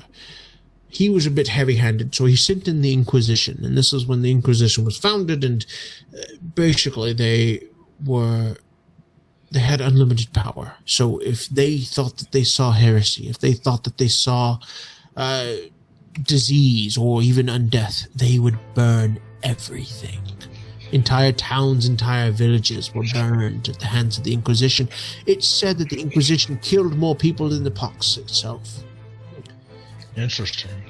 Once the Inquisition actions got back to the king, he sent his knights, his demigriffs down, and it was a gigantic war that basically took out the entire country that was here.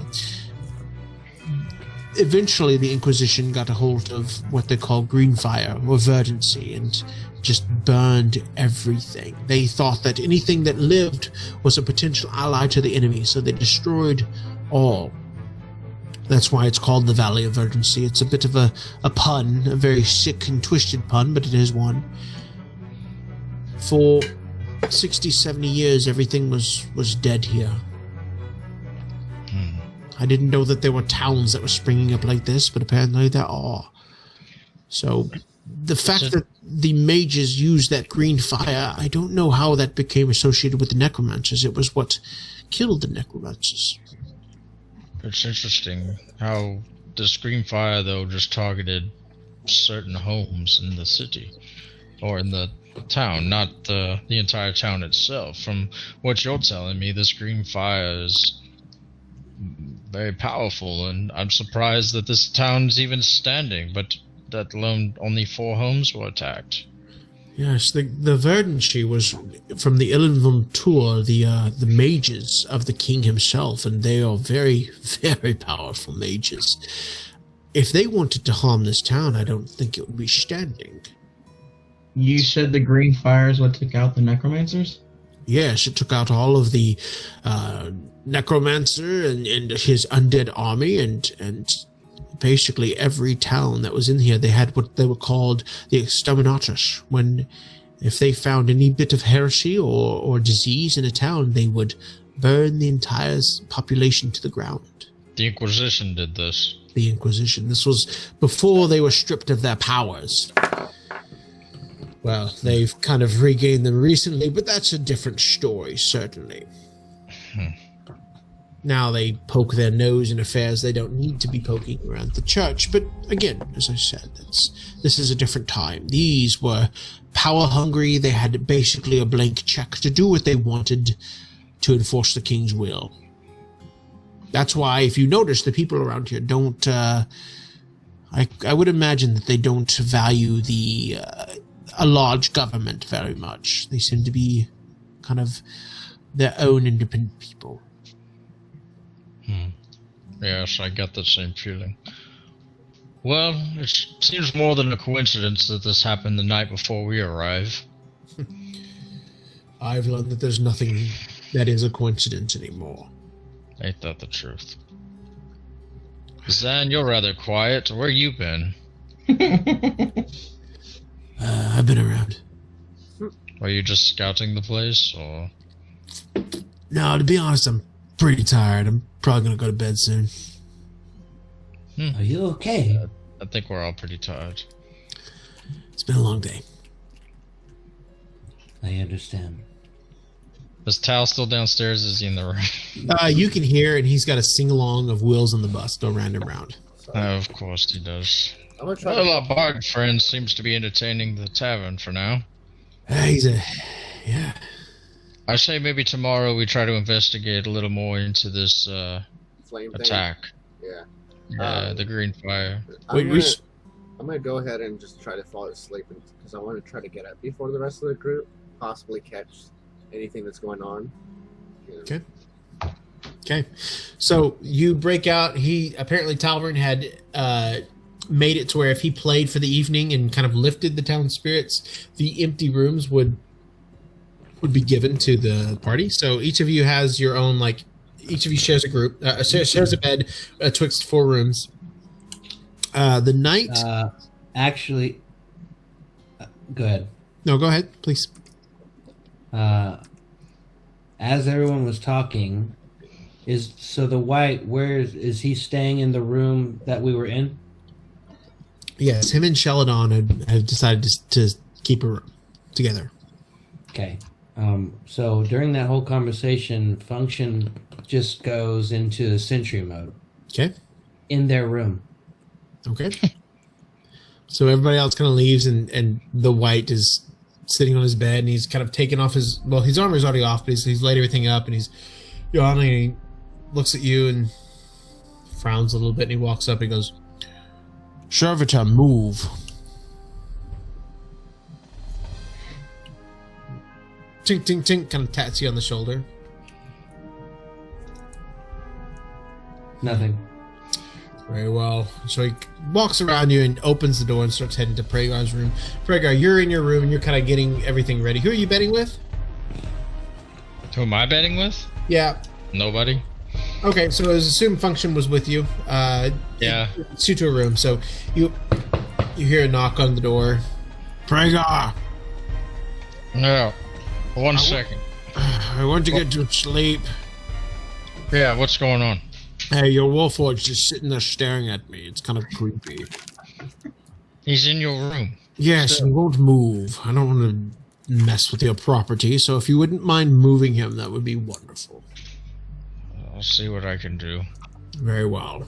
Walking down the hall. So you open the door, and Function's still just standing there. And Sheldon's like looking around, like she's kind of got the covers up over her as if she had it, and she's like looking around, like he's so creepy. Function, what are you doing? Nothing. It seems we certainly need to get him into the shop.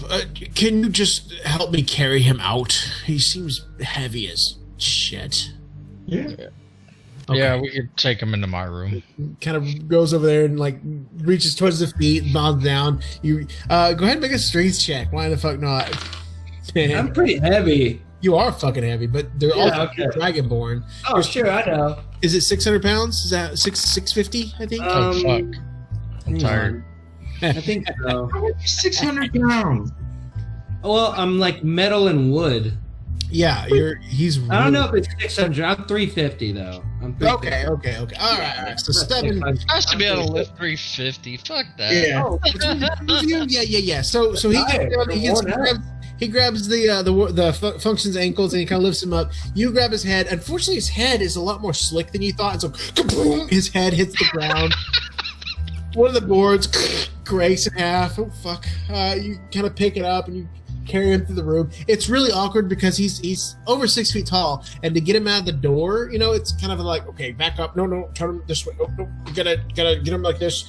So you kind of stand him up and wobble him out of the door a little bit. Like you're moving a couch essentially. And This is a prequel to y'all moving that table, by the way. And just like in Pivot. easy if you Yeah, so you go down, and since the doors are like, it's 3 doors, you have to actually open the door where Okabar and Aviary are staying. Okabar and Aviary, you see the door open and Function's head just kind of slowly levitate in, and then you see Prayer kind of backing up into your room. Sorry, we'll be in just a second. Eventually you get him into Pragar's room. The white Yeah. After I see Function's head, I'm paying no mind and just chilling with Fun Guy. Mushy. Yeah, Mushi. So, what's this? What's this? What's this? He's like pointing at different things inside the room. What's this? What's this? I just keep telling him stuff. Okay, so yeah, that happens. Set him down. The white walks back to his room without saying anything to you, just kind of grumbling to himself. At the meantime, Mushi is saying, "What's this? What's this?" He's holding up a pillow. What's this? What's this? Oh god. It's for sleeping, bud. Oh, this is sleepy. What's a sleepy? It's the cousin to death. You started this. How do I sleep to a sentient mushroom? You just close your eyes and that's it. Put him in sentry mode. At this point, he's like reaching for a candle, just but. Oh. You know what? I'm gonna go ahead and before I sleep, I'm gonna cast good berries and make sure they're super sweet, and I'm gonna feed them to him. Okay. Hopefully, sugar crashes and passes out. So yes, so like the most inquisitive of 2-year-olds, he's just sitting there asking constant questions as you're drifting off to sleep. In the crook of your arm, he's like, "What's this? What's this? What color is this? How many is this?" And he's just asking just a non-stop question. Finally, with berries all over his face, he passes out next to you into peaceful slumber. Okay, Okabar. Before anyone else wakes up, we're gonna take a break. Okay, cool. Oh, breaky break. Wait. I mean, Doesn't hurt. all right. No, I know, but I'm just saying that the site's gonna go down in less than 10 minutes. Yeah, we'll see what happens. I mean, All right. yeah. I mean, appreciate that. I mean, hey, we go to Discord and we wrap it up. I haven't seen a countdown. Where do you see that? It was in my notifications when I was on the main page of Roll20. Oh, I thought it like popped up on the screen right now or something. Nope. Mine doesn't say anything, but I don't know. Maybe. Guess we'll July see. 15th at 11:30. Oh wait, never mind. 11:30. Yeah, I don't know how to tell time. It's 11:30 Pacific. They're 2 hours behind us, so we're actually good. Yeah.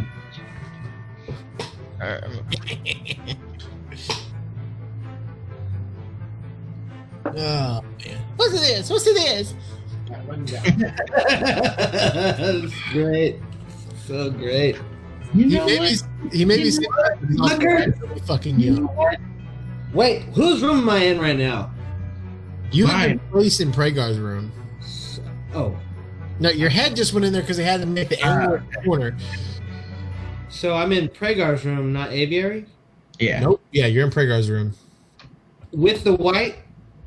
No, the white is in Sheldon's room.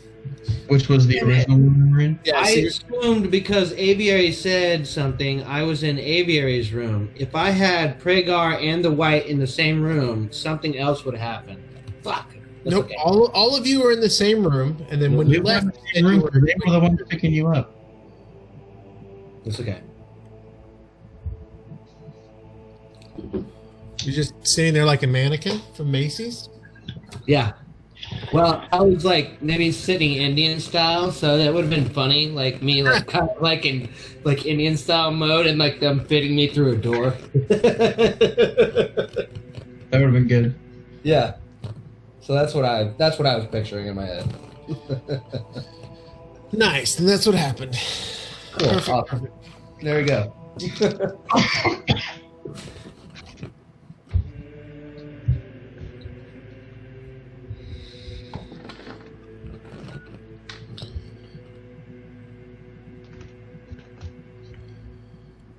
So the print quality of the Anycubic is fantastic. I don't know if you can see it, but look at this. No, you can't see it really. Oh well. There's no light on it. Yeah, no. I don't want to show you the other stuff that I've made. Not just yet. Sunday. Fuck. Yeah, this piece right here. It's just solid. I've got about 6 of them. So me and Zach were talking, and I was like telling him the same thing I was telling you, Jerry. Like I feel like it's the Super Bowl, and he came up with this genius idea of calling it our Nerdy Critmas. Beautiful. So I say we have Nerdy Critmas on Sunday, Sunday, Sunday. Sunday. Beautiful. At Jared's house. Yeah.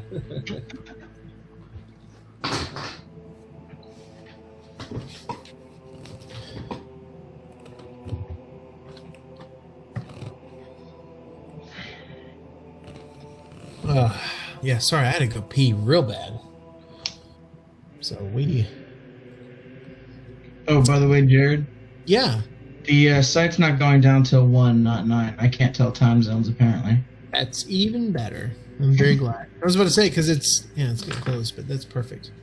And 9 o'clock on an evening for a D&D thing, that's really hard to do. Really low. Really early. Yeah. Ow. Fuck.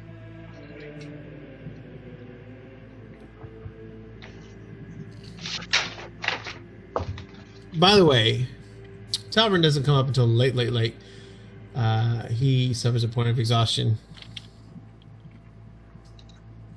Just because I can. Yeah. I like it. Bastard. Yeah, right? I agree. No, Hey, DM, when we sleep, we lose a point of exhaustion, right? that's correct.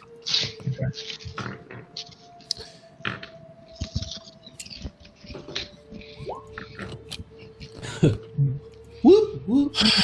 All right, so Okabar.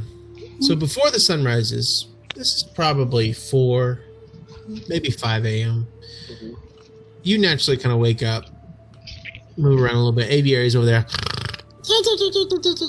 Has a nice little snore going on. What do you want to do?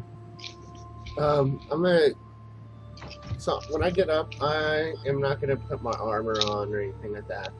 All I'm gonna do is I'm gonna attach my arrow in the most recent quiver, and I'm gonna just take a walk, if I can. Walk outside, act like check out. You said you had the full quiver? Yeah, just one quiver and my bow. That's all I Okay. have on me. And my robe that goes. Just for the fuck of it, because I would assume you are trying to sneak out and not wake anybody up, right? Yeah, so that's why I didn't put a bunch of armor on, and take a bunch of time too. Sure. Go ahead and make a stealth check for me. Hey DM, random question. Mm-hmm. Does Mushi procreate? You don't know. You don't know. It may be. It could be exciting. biological spores, man. Oh my god! It may be exciting, and it may be something that's just a little too sporing to get into. Ooh. Anyway, Okabar. Yeah, no problem. You no problem at all. Even the most aware of your party members is completely oblivious to your exit. So you go down the stairs, and as you go down the stairs, you see Talvarin is over there talking to one of the patrons. I think 9/11 was an inside job. He's just going on about just something really drunken. Can I try to see if I on my way walk out, see if I could try to wave at Tal and just be like, Okay, you want to wave at him? be like not necessarily try to get him to come over, but be like hey, Later? hey, hi, but hey, just I'm Okay. going out. It's like a walking peace out sign. Yeah.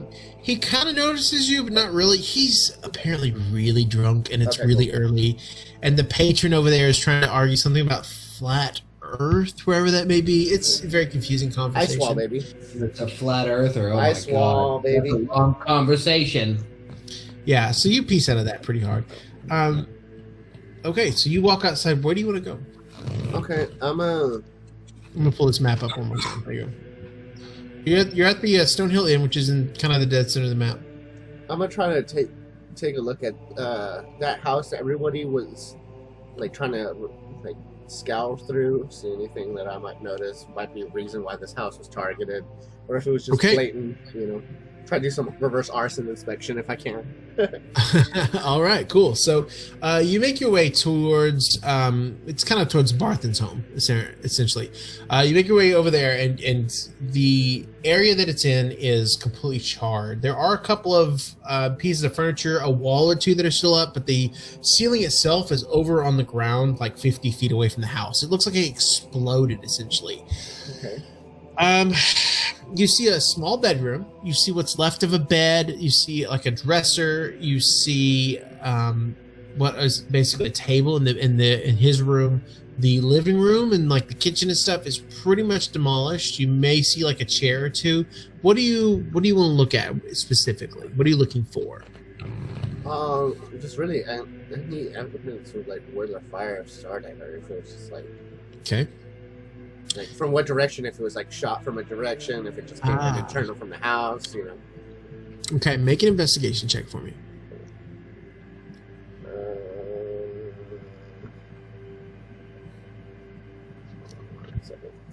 There we go. Ugh. Jesus Christ. Okay. It looks like somebody had a bucket of oil and threw it and then lit it on fire. There are streaks of fire that go this way, that way. The walls are decimated. It looks like the flames kind of licked up on them.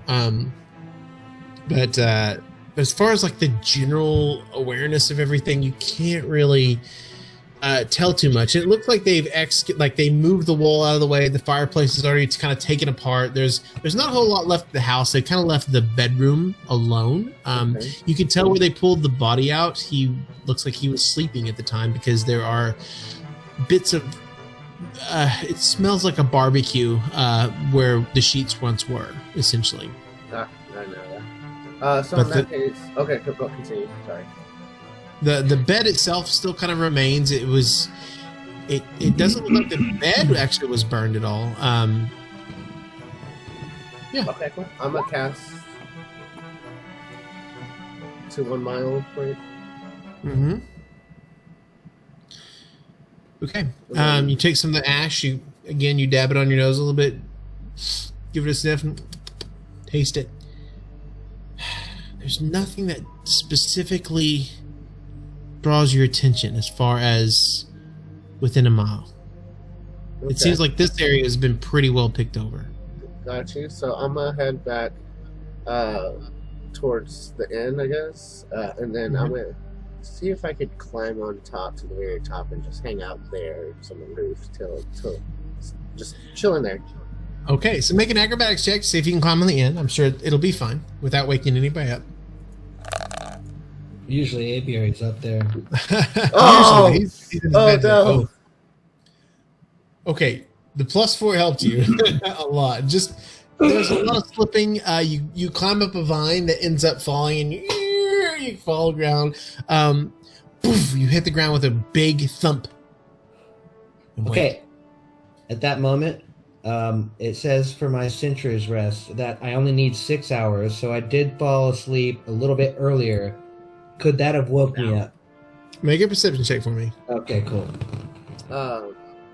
Okay, Because he passed it, but you're gonna have to beat the shit out of what he had. Because I set the 5 as the DC for that. That's fine. So see what you get. Oh, Yep. 19! You hear something thumping on the opposite side of the inn. okay. The very moment you woke up, function. Hold on, Okabar. I'm at alert mode, and I Okay. just go to search and see what happened. Okay, so you go downstairs? Because to go to that side of the inn where he is climbing up would be you have to go through another room. Sure, I'm gonna just, I'm on alert mode. I think something happened, and so I'm gonna go check out and see what happened. Okay, check out. How are you checking out? Is what I'm saying. Are you going through other people's rooms? Or are you going downstairs? I'm gonna go out one room downstairs. Okay, out your room, down the stairs. Okay, as you go downstairs, you see Talvern still there. Just no, and the moon. It wasn't real, and he's just having And another then- conversation. I give him the running like, Just whatever the fuck ever. yeah. You're at Okabar. You eventually make it to the roof up there. And as you're climbing up and kind of pushing yourself up, you hear a noise behind you as the door flings open, and you look down and you see Function kind of run out, just extremely aware of whatever the fuck's going on. Oh, Okabar. Does he notice me? He sees me? Make a perception. Well, yes, he does. We're He gonna sees still me above- we're gonna keep that above me? thing. So Okay. you see him. You're I silhouetted at least see him in the- climbing up, right? I see Well, him climbing up. he's right? on top, but he's actually standing right in front of the moonlight. So it's just very sexy kind of silhouette of him in front of the moon. And you look over and you see Okabar instantly with a bow, arrows, and he's in his underwear. Oh, Okabar. I was scared. It is just you. Oh yes, I'm just checking out the town. You know, a moon for a moon, as you say. Well, I am awake. Would you like some company? Sure. Company's always nice. Yeah. Oh, Dexterity maybe- check for me, Function. oh yeah, sorry. So just saying that, trying to keep it quiet, but still making a loud stage whisper. Are you there? You know, that type thing. You start to climb up. You see where the vines that he had ripped out of the wall are, no problem. So you begin to climb up. And what happens, Function?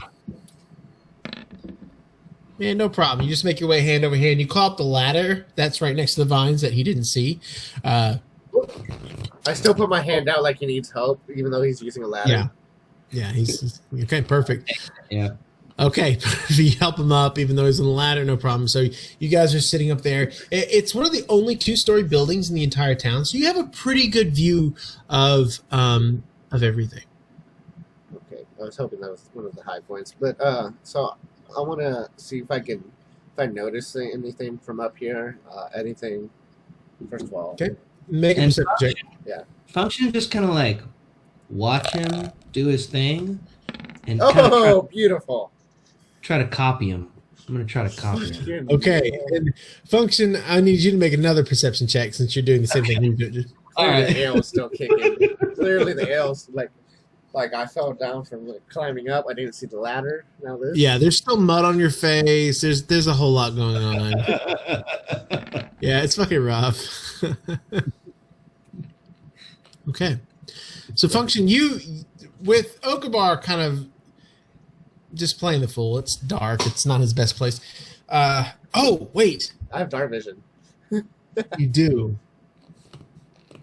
So that's just made without disadvantage. Function, you do not have dark vision, so you need to make that with disadvantage. Oh, that is dark. Shoot. Yeah, I mean it is 5 a.m., so there's no sun yet.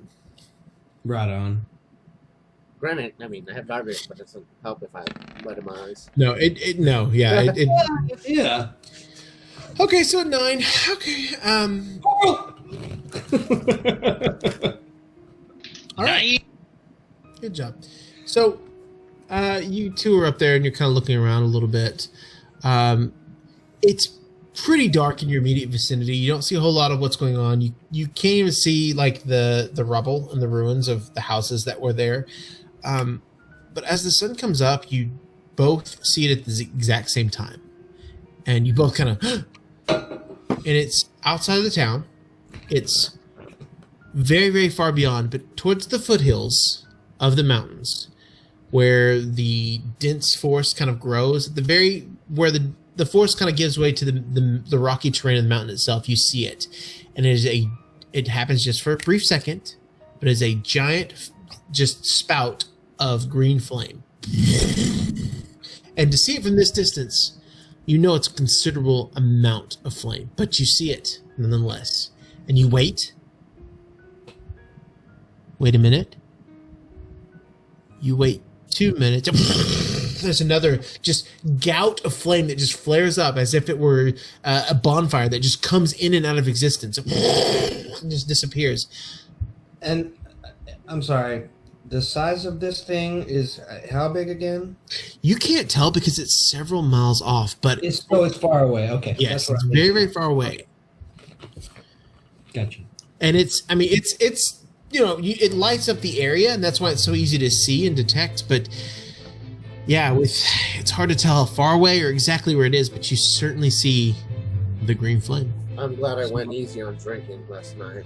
I wouldn't have been able to catch this. Okabar, did you do this? No. Remember, Oh. I'm the water guy, not the fire guy. Oh, that's. Is there green fire? I mean, we confirmed the color. It's the same type of color, right? What's that? It's the same type of color as what was said from the townspeople. I mean, yeah, it was a vibrant kind of neon green, Okay, cool. like RGBs in a cool computer. So we know the townsfolk aren't, tripping out on something. And I say like this, and I kind of like turn on my Eldritch Blast, but like only around my hand. Okay. Does it look similar? So from what you just put that down. Put that down. Put that down. Put that down. No, not. I get it, but no. Put that down. Remember, town, no fire. Remember that fucking mayor, dude. Yeah, no, Right. put that shit down. Yes, you are right. I understand. However, doing a quick comparison, your Eldritch Fire tends to be green in the middle and burn out as if it were black and dissipating. It's definitely unearthly and ethereal.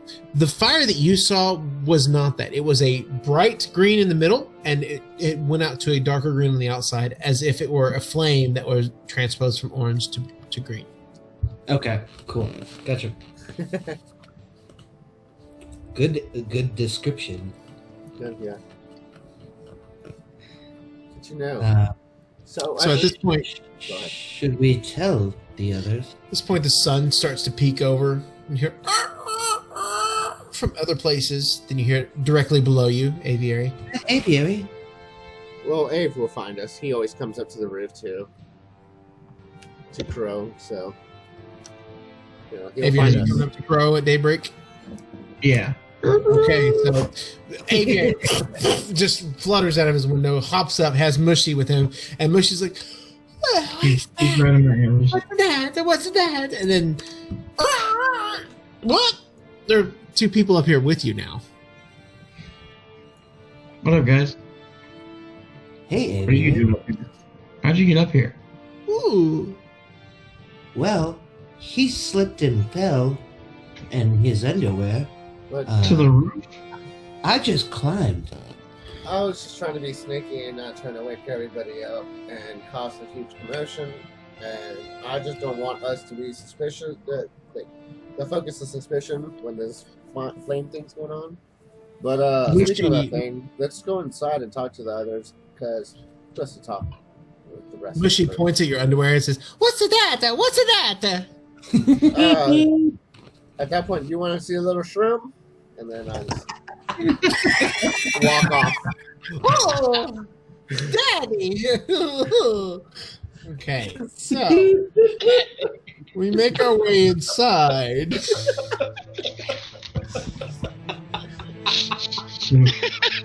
Heels are back, No, anyways, we go downstairs.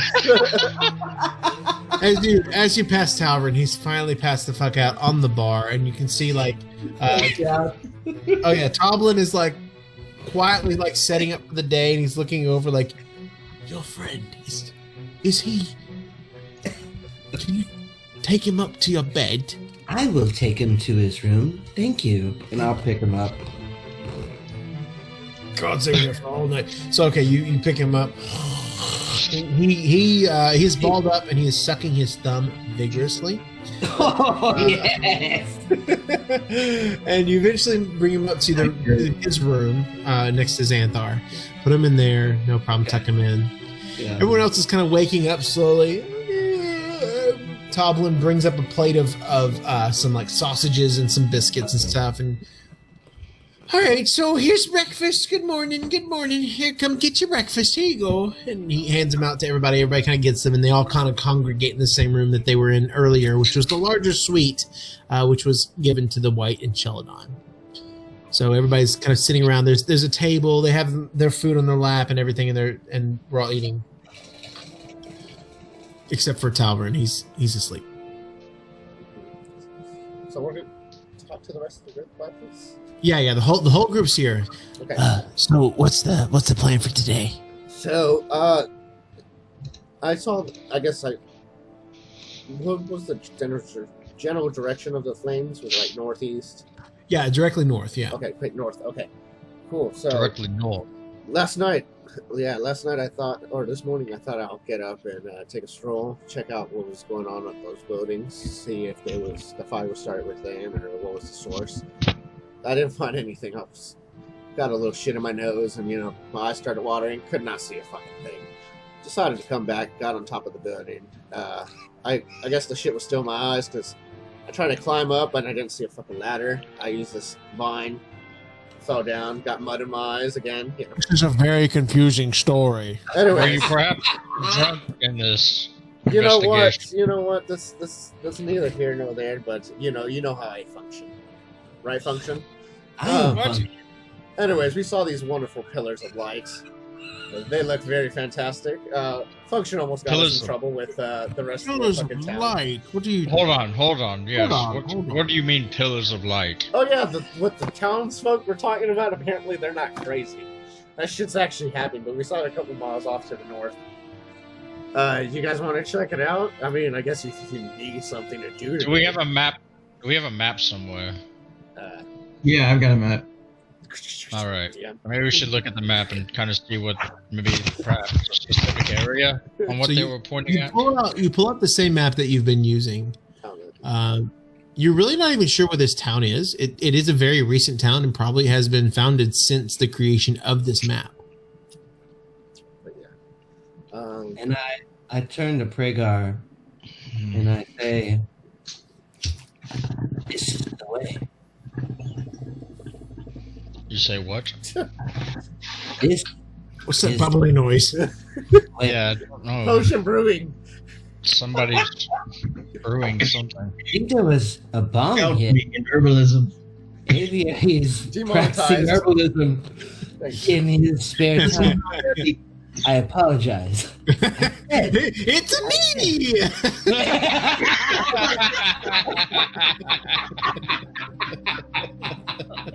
That's great. Woo! Do it again. Woo! I said, Pragar, that this is the way. What is the What? way? What? Can you elaborate a little, Function? Which direction was the fire, Okabar? North. No. It goes north. Where do you think it was coming from, Function? It was green fire. I mean, it was some miles out. You know, no more than 10 miles, but something we can travel today. You know, if you want to come back, you can come back to town. If you wanted to get that chest piece done, or whatever the fuck. Yes, I would like to Or get the my axe. armor if you don't mind. Yes, yeah. I'm down for either. Anyways, let's go check this out. Yeah, perhaps we should go check and see what. I get dressed, Sure. and that way my armor class is in a 14 anymore. Sorry, what'd you say? I was gonna say I'm gonna go ahead and get dressed. That way my armor class isn't a 14 anymore. Okay, good. Fragar is Underwear anymore? Everybody gets prepared. Oh, actually, the white goes down and collects his armor from the smithy, comes back, gets dressed. As the white's kind of putting on his armor, he goes, "So I spoke to that smithy fellow again. He said that one of the people survived the attack from 2 nights ago." Really? Yeah, I talked to the barkeep downstairs, and he said that he was held up in the town hall with the mayor's place. Interesting. I'm wondering if we're walking into something without knowing the full extent of what we're walking into, essentially. Well, I'm the water dog, so we're good. Do you think it'd be worth visiting for? Yeah, perhaps. Maybe we should have a word with the mayor. Lupa, swoopa, pula.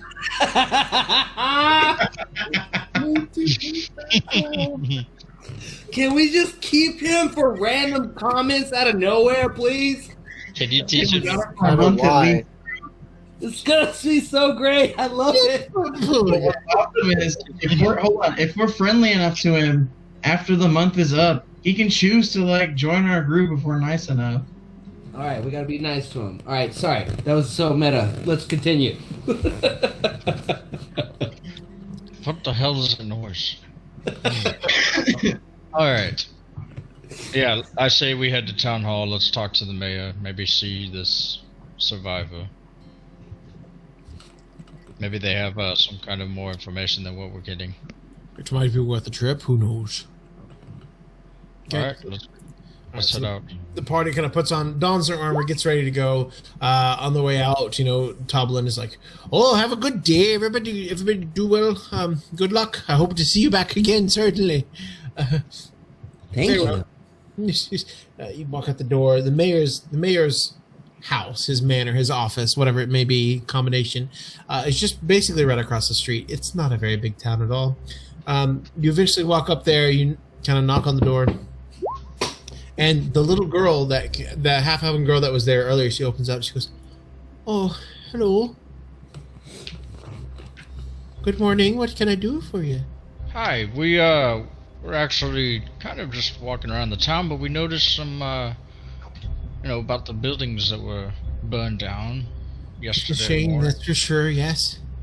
So, we're curious if we could talk to your father a little bit, just to, kind of curiosity, get some information. He's an awfully busy man. What was this about? What do you need? Well, we just wanted to kind of see what his opinion was. Does he, maybe perhaps understand where it came from, or know of, has it happened before? Look, right now he's making his rounds around the town. You don't want his opinion. He thinks that there's legends and stories and fairy tales that are coming to life, and I don't... I don't agree with it. I don't approve of it. So what do you think may have happened? I don't know, but I don't think it's the big bag boogeyman necromancer from days gone by. I don't believe in that. I'm sorry. Well, perhaps green fire is a little curious, don't you think? It could be. I've heard tale of shaman from the lizard people who could turn fires whatever color they want when they sprinkle their magic dust on it. Right, but ever burning green fire, burning down 4 homes in your town. It is unfortunate. Suspicious, yeah. I don't want to jump to conclusions. I don't know if it could be that, sure, but I need more. I need more information before I start believing in fairy tales. Well, so do we, and that's why we would like to speak to your father, if he's available. If you wait till noon, he'll be back, but I think right now he's running the outsides with the men. He's patrolling. Alright, I understand. Now, we were also told that perhaps one of the survivors of the fires is currently held up here. Is that correct? Oh yes, Egrid. He's back in the back. Is he awake? Oh, well, I need to wake him up for his food this morning for his breakfast. Look. Would you mind if we came in and maybe asked him just a couple questions? We don't want to be of any kind of bother, but again, curiosity. Be straight with me. What do you believe it to be? For me, myself, I've seen quite a bit of things in this world, and if most of the town believes it could be some kind of necromancer magic, that could be perhaps what it is. The things that I've seen, little girl, you probably wouldn't believe yourself. I don't want to see it. I just want to live a peaceful life. Well, we would like to help you and make sure your town does live in peace, but we need to find out what caused this damage. Make a persuasion check with advantage. Okay, so I was just gonna say I'm gonna kneel down and then like hold her little hand and say, Oh! "We are here to help you." Well, he won't be back before noon, so just make it fast. I'll be right there if he does you any trouble, but please, come on in. We won't be a bother. Okay, We'll just make it quick. make sure you're out before noon, okay? Alright, I appreciate it. Thank you. Alright. So you walk in, and the entrance area is like a nice quick, log cabin. I'm Go ahead. sorry, Jared. Yep. Real quick, is it just me and Pragar, or is there other people around? Full group. Everybody. Everybody's Alright. here. Perhaps maybe only one or two of us should go in the room first and not The rest- kind of overwhelm the gentleman. Yes, the rest of you can certainly wait here, especially you, Turtle Lady. I would like to speak with you, and you, big fellow. Yeah. So the White and Sheldon kind of both sit down. Talvarin is hungover as hell, and so he sits down too. Xanthar sits down as well. Does anybody else want to sit down, or do the rest of y'all want to go in? I'm gonna actually go back outside with Mushi. Okay. Okay. I'm down to go in. Outside. So me, Pragar, and Function, or sorry, I can go in. Pragar, Oakbar, and Function is going in. Okay. Who are you? Hey, third person, The other baby. guy. I knew it. I There's knew there two was of you. I knew there was someone living in there. Okay, Dobio. All right, so the three of you make your way back, and it's you have the main room, and it's off, and it's the biggest manor in town, obviously. But eventually, you find your way into the back corner room, and there's a bed with a small. He's blue skinned, and he's a tiefling. He's got very very small horns from what you've seen of tieflings, but his shade is kind of all over that blue. And she kind of comes up and she fixes up some porridge and starts to spoon it down his mouth. And as you take a look at him, you see that he's bandaged all across his chest. His left arm is completely covered in bandages. His right arm has a couple of them. His face seems to have like a red tint to it, as if it like were around or exposed to high flames. But you're not sure, and he kind of stirs awake a little bit as she feeds him some soup and brings it down. And he opens his eyes and thank you again. So real quick, Jared. As we walked away from the white, I kind of transitioned into, like more of like an elf type character. Okay. That would like except, remember the old blue-haired character, just not blue hair. Okay. So you go ahead and transform. Basic elf that I've seen in the streets. As the daughter is feeding them, she looks up. Who are you? I am sorry. I did not want to scare you. Everything is all right. Is he Don't with worry. you? Yeah, it's the metal man you saw earlier. He's got a little bit of a trick up his sleeve. Don't worry. It's just to ease the tension of the room a little bit. Yes, I do not want you to be afraid of me. All I right. mean you no harm. It's okay. Makes sense. Go ahead and make a persuasion check real quick. Function, just to double check on that. All right. Thank you for making me roll that. Because who knows with me? Can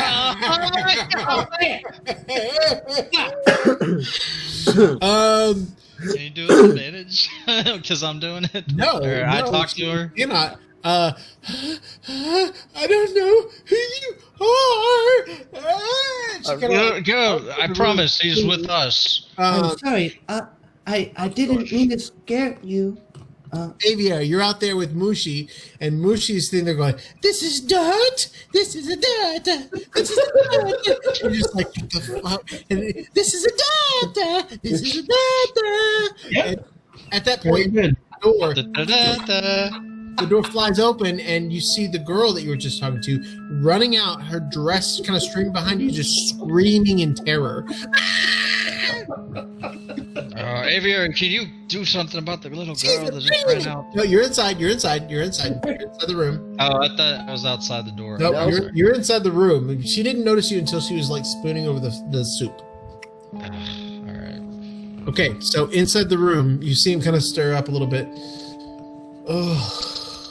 Oh, hello. Who am I- Hello there. My name is Pragar.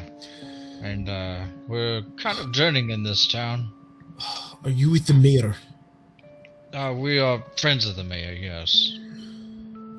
I've already told you all of that I know. Oh no, we have not introduced. We have not been introduced yet. Once again, my name is Pragar. This is Hello. my group of friends here. Yeah. How are you feeling? Well, to be honest, I feel like shit. You kind of look like you got a little burn there. Was this from the fire that happened in the town? What do you think it was from? I don't know. Could be perhaps anything. Could be just feeling ill. I see. What do you know about it? Make a perception check as you're speaking to this individual, their Pragar. While you're doing that, shall we There's something strange. interrogate him? What do you want to interrogate? I don't know anything else. No, we don't need to interrogate. Function, hold on. Look, my friend, we're just here to gather some more information about what happened in your town to your home. Do you have any other further information you can tell us? What happened? Told you everything I know. There was I was at night, I was sleeping, I saw a big fire come up. It was not normal fire, it was green fire. It blows all over the place. It burned everything I own. I own nothing now. My house is burned to the ground. I was burned. I do not know why. Hey, God, I'm gonna cast Zone of Truth. Okay. So you sit there and you kind of mutter some arcane chants. Oh, that's good. Maybe we get to the bottom of problem. So go ahead and mark it off there. All right. Okay. Yep. Okay. Perhaps you can enlighten us a little bit more. You said you were sleeping and you saw fire. Right. Well, not when I was asleep. I saw fire when I woke up. Oh, when you woke up, I see. Yeah, makes I sense. was sleeping. I wake up. I see fire. It's easy. And the fire was green. Fire green. Yes. Did you see what perhaps direction it came from, or was the fire already hit your home by then?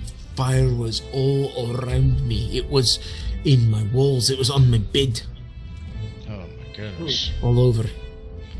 Why do you think your home was burned down? Were you familiar with the other homes around? Function, make a perception check. What? No, I did. All the houses around my house were not burned. It was only me. He was after me for some reason.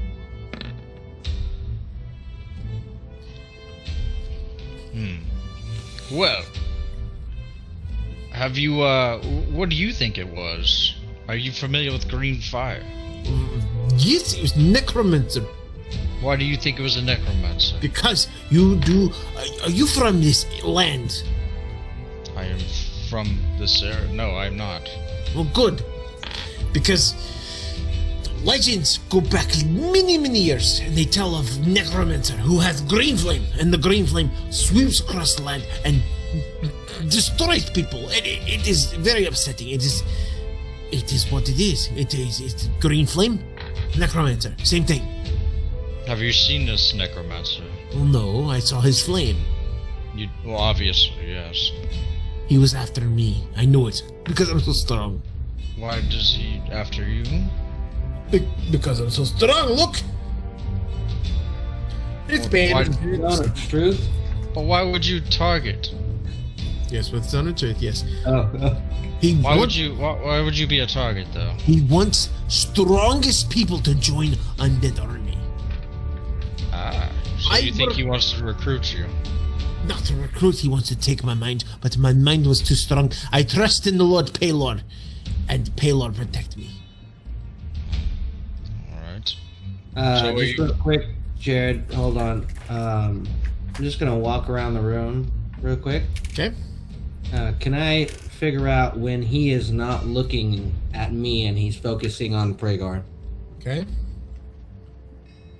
He's pretty intense on Pragar right now. Okay, so I'm gonna change my disguise into something else. I'm gonna go with another Dragonborn. Okay. Okay. I tell you, he was after me, but I am too strong with the Lord. Too strong with the Lord now. With Paylor, yes. So you think he went after you because of your religion? No, he's after me because I am so strong.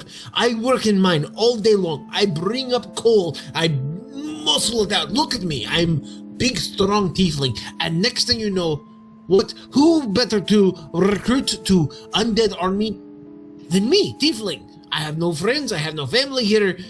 Who would miss me? But no, Paylor says no. I will protect you. How long have you been in this town? I have lived here for 6 years now. 6 years now. And That you is only worked in the mine? That's the only reason you're here? That is the only work that a tiefling like me could find, yes. And so the fire. Wait, who is this? What did he... What did it do to you? He grabs a tea. Fuck. Okabar, are you in there? Yes, sir. Yes. Yeah. Make a perception check. I went with them. Yeah. Make a perception check for me. What did the fire do? Fire burn!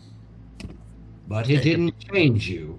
No, I ran out. 1 second, guys. Whisper to Okabar. Okabar, you see him twitching. He has a strange itch on his arm. And as he's speaking from your angle, nobody else can see this, but Yeah, I don't know why it doesn't grade everyone out now. are absolutely white. His teeth are the most brilliant white you've ever seen. Okay, in whisper. I don't know. I saw fire. What do? You run? That's what you do. Can I go over I to ran. Yeah.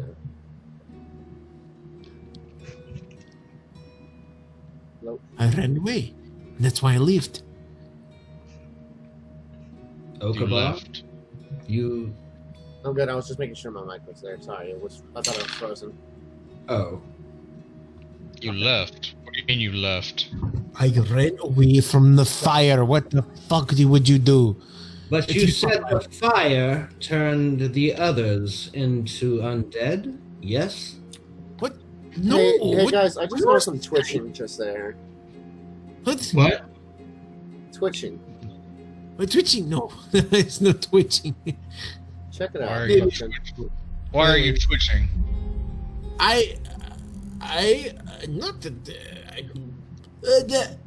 that.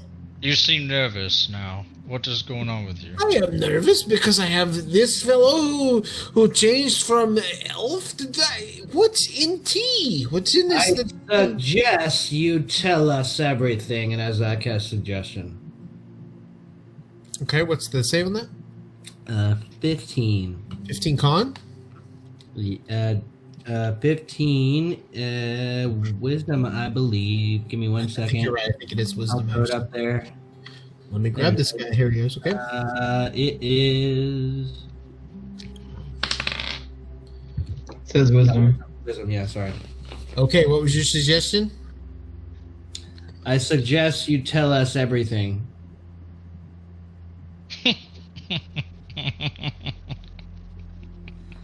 I woke up. There was fire everywhere. So I ran. I thought to go back for my belongings, the ones that are most precious to me, but I was so scared there was green fire everywhere, and I couldn't do it. I had to run. That's all. What do you think, Okubo?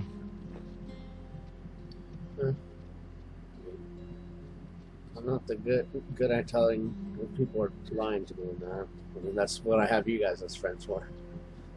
Oh, don't worry. I've got that handled. Seems like he's telling the truth. Well, it seems something I want to check out. I'm still very curious about this fire. I am as well. It was green. It was bright green everywhere. Everywhere. Terrifying. Scaredest I've ever been. Sturdiest. Were you familiar with the other homes that were burned? Well, two of them were co-workers in the mines, and then the other one was a stonemason. I've worked with him before, but Did you find anything in the mine that might have? mines, no. We found coal. That's all we bring up: coal, some iron every once in a while, some bronze, but nothing worth note. You said you wanted to go back for your belongings, but you didn't. What was so special to you that you would jump into a burning house for? Oh, you know, I had some. I had some good. I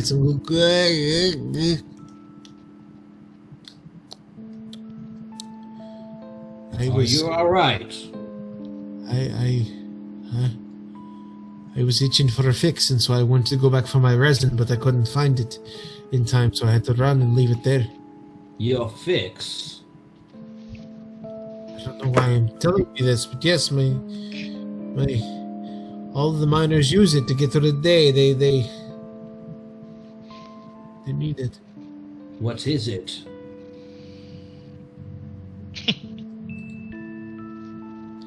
He blacks out for a second.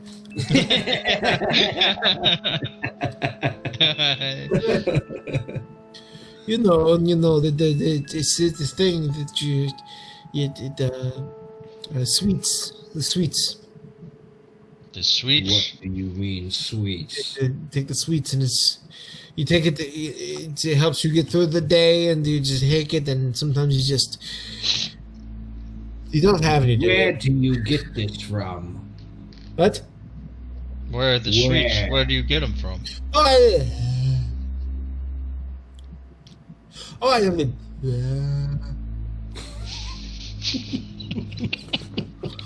What's wrong with me? Why can I not tell? You're trying to lie to me, and I suggest you don't. No. I don't want to lie to you. But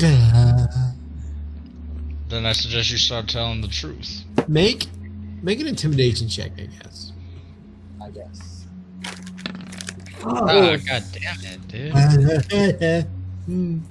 Not rolling or shit today. Did you listen to him? Right? No, Are you sorry. doing Go ahead. No. Sorry. I'm What? no snitch. You're no what? No snitch. Snitch gets stitch. You don't need to worry about being a snitch. No. I know who you are. You are Inquisition. Why do you think we're part of the Inquisition? Who else asks so many questions? People that are curious. We're trying to help this town. Who is curious? Who is inquisitive? Inquisition. That's Pragar. We are definitely not part of the Inquisition, no. You say We that. are not. I do not believe you. I don't believe you. You need to be telling the truth to us. I am truth. I tell you everything. I So was who at- are you worried about not snitching on then? Tell me now. my dealer.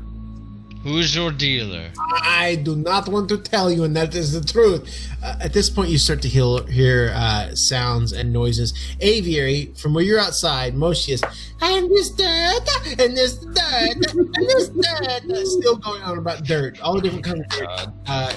You do see a big group of large, angry armed men who seem to be making their way down the road towards the house, and they're kind of pointing and yelling. At me? Yes, in your general direction. Pragar, Function, and Okabar, you definitely start to hear a ruckus outside. Yeah, I definitely peek my head and be like, hey guys, we got something out here. Alright. All Go right. ahead now. We need to leave. Go away. I don't want to talk to you anymore. Gonna stay the Dragonborn. Why don't you rest? Still the Dragonborn. Yep. The group makes its way out, and you see an angry mob. I say mob, it's like 6 people, but they're definitely kind of trotting their way towards you. The mayor is in the lead, and he is trotting as best as his ancient body can let him do. They're still quite a ways out. They're kind of making their way past the blacksmith. You're not sure if they spotted you yet or not. What are you going to do? Let's try to get out of here. What do you Okay. think? I'm cool with that. Alright, let's go. All right, so you kind of spread out. And It's like the back of the town or something. Yeah. So Behind you, the building. yeah, you make your way kind of between and behind the buildings and around. The mob kind of goes directly to the house itself, and you see the young girl that you were talking to earlier, the daughter, running there as well. Where are you guys going? I'd say we head back to the inn. Okay, Oh, go ahead and everybody make a stealth check for me. Can I pass my castle letter trace? Yeah, you did. go later. You can if you want to, sure. Okay. So, So, but at plus 10, whatever you roll. okay, 21. 21, 29, yep. 25 and 25. Okay, perfect. So you guys are able to just in the stealth of the night make your way around and behind, and you can hear raised voices from the mayor's house, but you also know that it's a different building in the town. So you make your way up to the room inside the inn, and you find Talvern kind of waking up a little bit groggily again from a little nap in the morning. He just ate a whole bunch of like Wendy's to help him get over his hangover. Zan is kind of sitting there. The White is there in resplendent armor. His armor now fits very, very well. Wait, what time This is is it? all great. So what did we find out? At this point, it's about 9:30. It's a little bit after 9. You weren't in there too long. There's something suspicious going on in this town. Or something. And- What do you mean? Well, so we went to speak to the survivor, and he seems to have some kind of fixation with some kind of, I don't know, something addicted. And he wouldn't exactly tell us what it was. He called it sweets. But he would not rat out or give us any more information because he didn't want to snitch on his dealer, he says. What, like candy? I don't believe so, no. Normally, those kind of twitches and reactions are obviously of some kind of drug or something else. Paraphernalia. Interesting. Yes, but I don't understand where the green fire comes into play. might be something we might just need to sort out and maybe search that area that Okobar saw this morning. Boy, Well, if they're hostile in this town, then I'm all for getting out of here quickly. Yeah, I agree. I think we should leave as soon as possible. I'll go with that. Any other thoughts? No? Now let's go ahead and pack our things and get out of here. Pink Man, where did you see the fire? North of the town, about anywhere from like a couple miles to at the most 10 miles out. Very well, then I agree. We should probably head that way. Not too far off. Alright. So you load up your meager belongings. I mean, it's not much. It's just basically packing a backpack. Put everything on and head out. And you see. Yeah, real quick. Yep. Before I leave, as everybody's packing up, right? Mm-hmm. Gonna walk up to the. Is there a barkeep or whatever? Is there anybody? Yeah, Toplin's downstairs. He's still preparing for the morning, wiping down some bottles. Tal? What? What? Oh, sorry. Hello. Good morning to you. Hello.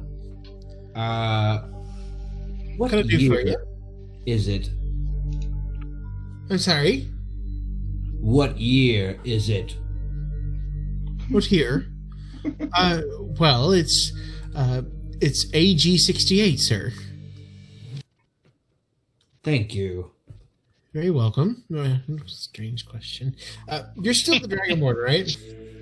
Yeah, that's why I thought you said I'm speaking to Tal. I'm like, well, if I'm speaking to Tal, well, anyway, sorry. No, I'm still Toplin. I'm sorry. I'm so sorry. Oh, okay, sorry. Okay, so yeah, I just asked who the year. I'm still the Dragonborn though. Okay. Yeah. What color Dragonborn are you? I'm going to be platinum. Okay. Yep. So as you walk back up, the white looks at you and says, "Who are you?" Who are you? I'm Thomas Palladian, the White.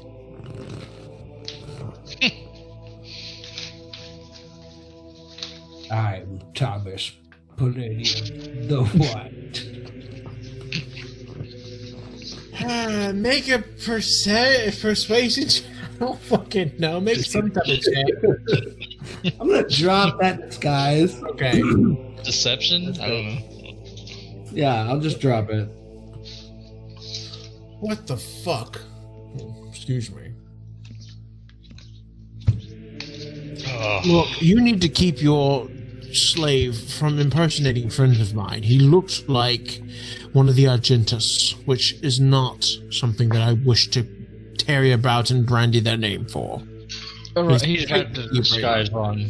Yeah, he does, but tell him to choose a different disguise. I am sorry. Don't I think he was meant just any trying to harm. help. I don't think he meant any harm from it. Well, meaning or not, the damage might have still been done. The Argentus family has. Never mind. Let's just travel northward before this town erupts on us. Yeah, we need to get out of here North soon. Down. Let's go. Very well. So the group puts his things together. It kind of takes his way up north of town. The guards that are at the gate, they look at you suspiciously and kind of open the door and let you by. And then they kind of look around for anybody else, but they don't have any orders to stop you, but they have suspicions. And as you make your way out, sorry, I'm gonna blow a kiss at them as we walk away. one of them catches it. I think Very- we're not suspicious anymore. Yeah, very confused. So you make your way north, and again, it's still mid morning at this point. But you see that in front of you there's a large field, and there's a couple of hills and small rolling areas like that. A couple of small brooks, streams, a couple of copses, but eventually the party makes its way to what is a pine forest, more or less. And as you begin to enter the pine forest, before you enter it, You stop and you realize that there's probably a couple of miles of pine forest, and then it begins to slope up very steeply, and then you begin to see the hills. And these are the Zippleback Mountains. You heard somebody mention this before, but the Zipplebacks are very, very steep in the way that they come up. Almost unnatural in their formation. They don't seem to be kind of... Actually, I have a picture of it. Here we are. Oh, wow. So the Zipplebacks are, this is more of the lenient areas of it, but you can see how it kind of breaks, and you have small straggly trees, and you have rock formations, and there's a small path or two that tend to be goat paths, but the mountains themselves go straight up. All right. So we're heading north. Do we know perhaps how far you saw those lights, Okovar? Couple miles out, couldn't be that far. Nothing past them. Obviously, nothing past the mountain, so it would be within view. Make an investigation check for me since you're here. Both of us? Just Okobar. Okay. Well, I guess Function saw it too, so both of you. Yep. Okay. What'd you say? Perception? Investigation, please. Investigation. Oh, investigation. Cool. Some Even better. bonuses for being next to Casey. No, What'd it's you not a say? saving throw.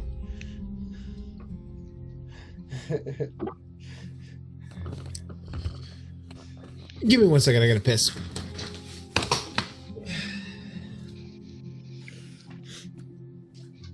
Fuck. Damn it. He one-upped me. I knew what color to pick, but he asked me the damn name, and I didn't know the name. That's great. Of what? That was the Your reason name? why I picked silver. Oh, yeah, I figured. I just forgot the fucking name, and I'm like, God damn it, I've been slacking on my freaking studies. The Palladium. Yeah. I was gonna say a name, and I'm like, I don't know the name. But I know the color. I knew the color. Anyways. You got the color right. I got the color right. Anyways. That was good. You pissed him off. Okay, guys. So sorry about that. Okay. All right. So, when you get close to the mountains, it's very difficult to tell where you were looking at and where you are. Oh, sorry, I forgot to mention that mountains are my favorite terrain. One of my two favorite terrains, so I don't know. They are. Sure. So we You're- can't look at the map and you tell us where we're at. I mean, you're somewhere within that square, probably. Maybe Purple further square? east. Yeah, maybe. You're not sure. This map is not that exact. It would be like getting a U.S. map and looking at it, and then trying to figure out how to walk from my house to yours. Gotcha. Yeah, it's a little bit more local than what the cartographers have Late given ass this. laugh. That's a good description. So, as you are looking about, you hear this very faint beeping. Then you hear it big. You hear it again. Sweeping. Big, big, big. Sweeping, sweeping, sweeping, big, big. And the party who's kind of looking out over the kind of spreading pine forest, you see a pig kind of run over the ledge that was next to you. It looks up at you, and it's not a wild pig. It's a domesticated pig. Very pink, very fat, and it starts to root in the ground. And you hear, sweep, pig, pig, pig, pig, pig.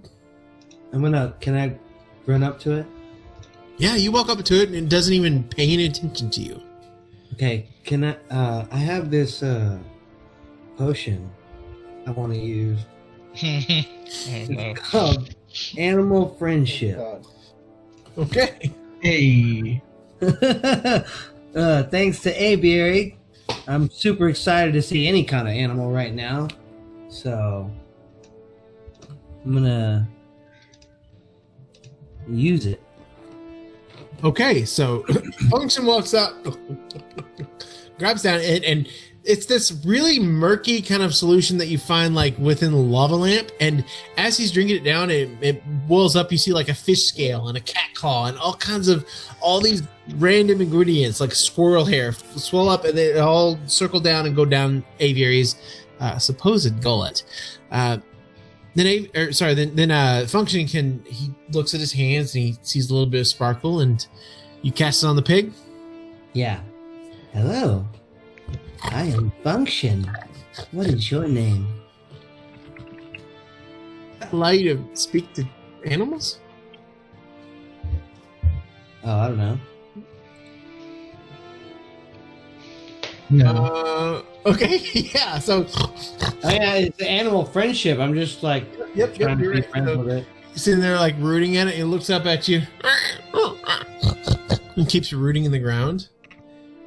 And you see a couple of other pigs kind of make their way over the crest, the same crest. The one that you're talking to is really big. It's a huge sow. And then all of a sudden you hear pig, pig, pig, pig, pig. Where you go, pig? Hey, what a picking. And a very skinny man with a very large like straw hat kind of crosses over the crest with his big staff, and he's kind of poking at some of the pigs, and he looks up and he sees you guys and oh hello. Hello there. Howdy. General Kenobi. Hello there. Do you have a easy? I see you found some pigs.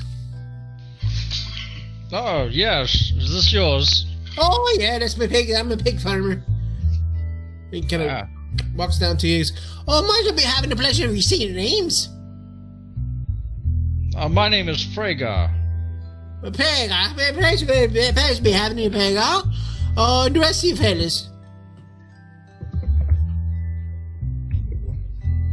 The rest of you fellas, what's your names? Okamore? Oh, goodbye. Pleasure. Oh, you good, sir. Who are you? He's pointing at Aviary. Oh, I'm sorry. Who are you? Attention to that moment. Sorry, I'm Aviary. Oh, pleasure. And you good, sir?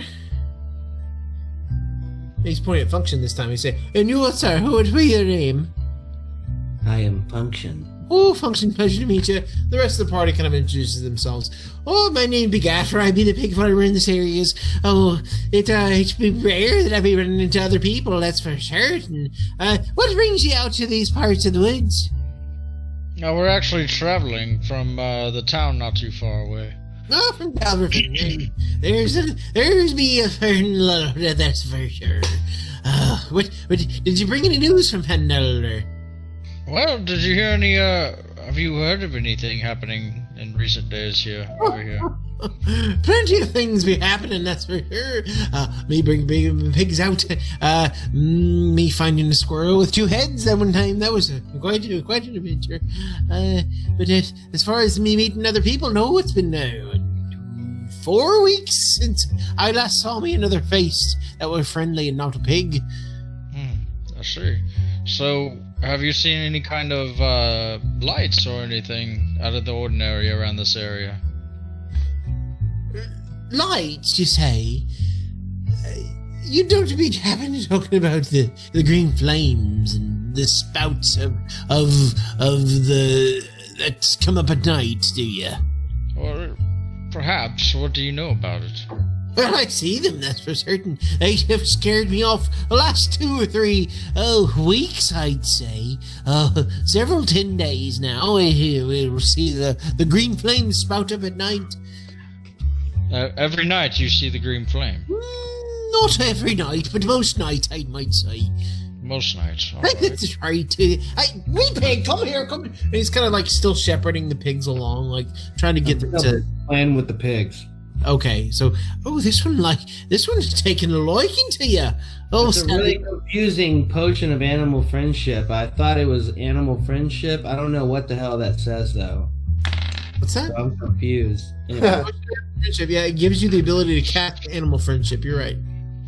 I was confused. So I'm just trying to just be friends with the animals. So, So that's you're- what Are you casting animal friendship over and over again? I what is animal? I mean, it was confusing when I read that potion. I guess I should have read it better. It's a spell that lets you convince a beast that you mean it no harm, and these are completely domesticated pigs. Yeah. So, I'm sorry. I did not understand what I was. So my bad. no worries. I mean, you're still casting animal friendship. Okay. Cool. Well, yeah. I mean, I just want to, play with the animals. Yeah. So, these pigs really like you. That's for certain. So whereabouts did you see the green flames when it? Well, first couple of nights I see it over there, and then the next couple of nights I see it over there. But the last couple of nights, I've only seen it up in that little ravine over there. It's hard to find because it's kind of tucked away between the two mountains. But if you look over there, there's a nice little gap there where you see the flames spouting up over and over again. And they just sprout up out of nowhere. You don't In the evenings, it's typically in the early mornings, I'd say, very early. Wake me up from midnight, and it's quite annoying. Do you see them shooting anywhere, or just? I just see them billowing up like a big cloud, like a big bonfire that was turned off and on. All right. Anything else more suspicious? Have you noticed anyone in the area besides ourselves? You said someone did come out. You noticed someone 4 weeks ago? I indicate myself, I do. But I'd say there have been more bandits in the area, that's for certain. There's lots of unfavorable types. And of course, everyone who's from the village, they're all assholes down there. I'll have you know. Oh. Assholes in the village, you say? Why do you say that? Well, they try to screw me out of my pigs. I raise these pigs with my own two hands, and next thing you know, somebody, I want to trade a pig for like 5 silver. These pigs are worth more than that. These pigs are more family. Oh, I see. But a man's got to make a living, so you have to sacrifice a child or two. No. Younglings. Younglings, piglets as we call them. Would you like to buy a pig? And Function's just like, yeah. Oh, They're so happy, like playing with the pigs. Like they're all like surrounding him at the same time. Casting animal friendship over and over again. Yeah, because I didn't understand what the hell I was casting, so that's awesome. I'm gonna just roll with it. Did you pay attention to where he was pointing to? Yeah, they just know that you mean them no harm. It's not like they instantly like you or anything. So you're just not a threat. So they seem to be really easy around this one. I'm sorry? How much for a pig? You said you sell pigs. For my own flesh and blood. For a sow like old Meluther's here, I'd say nothing less than maybe a gold. A gold for a pig? Boy. How many do you have? I've got me 24 pigs right now. How much does a pig weigh, DM? 35 pounds. Between 35 and like 70 pounds, I'd say. I like these numbers. Okay, I'll buy a pig for a gold. You buy a pig. Oh, you've got this one. This one here is Deloise. It's a good, easy pig. Are you looking for eating out of the pig? Keep it away no. from the shroom. What? No. I'll take your smallest pig. A piglet? Yeah. Oh, okay. This one was born just two days ago. He'd go. It's a little tiny piglet. Oh, I can release him for a gold, like I said. Yeah, I'll take it. Oh, you monster! So coin, so very coin.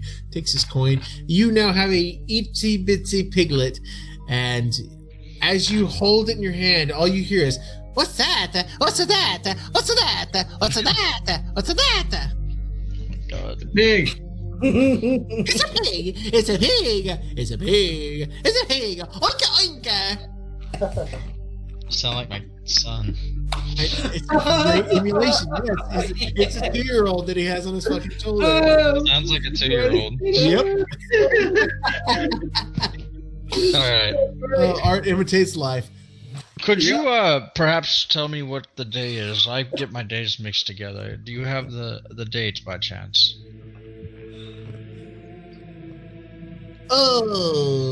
Sorry. It's there's the days. It's Bahomnin, right? I assume so. Yes. Still Bahomnin? Question, Jared. Did I hear Pragar ask that? Yeah, y'all are all kind of in the same kind of circle. Okay. I shout out what year it is. Which was? Oh gosh, man. I can't. Hold on. Help me 68 out. AG. Yeah. It's Function would know. Yep, it's 68 AG. There you go. Thank you. Sorry. Oh, Well, I guess he knows the year, certainly. It's a few span after midsummer. That's all I know. I'm sorry. I don't really keep track of the days of the week. As you know, it doesn't matter much to me pigs. Alright. Well, I appreciate your information. Oh, no, I appreciate you buying the piglet. It's been a good time and been seen. Do you happen to have any wine? Any I booze? do not know. Nope. At this point, you see Xanthar go, "Oh, I can sell you one for a little bit of gold." I'll give you 5 silver for what's left in that bottle. That's a deal. So they do a quick exchange, just kind of haggle down. You see him kind of eyeing it, like cradling it. It's been a long while since I've had me a good drink. That's for sure. Well, if there's nothing else, my friends, I'm going to take my piglets down to the river to go graze. Yes, we'll be on our way as well. Thank you. It was good meeting all of you. Good luck and be careful of the bandits. Can I start looking around for any strange things? Any strange things? Hold on. So let me clarify. Okaba, were you paying attention for the ravine that he pointed out? There we go. You able to spot that area? They're around there. That's what it looked like. All right, so Alright. make function. Go ahead. As I realize, like, I'm starting to realize this guy is like a little off, and so I'm just kind of looking around for anything out of place. Let's say that. Make an investigation check. All right.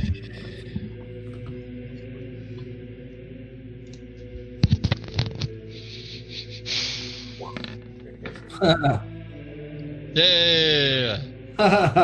Whatever. So what do you mean by off?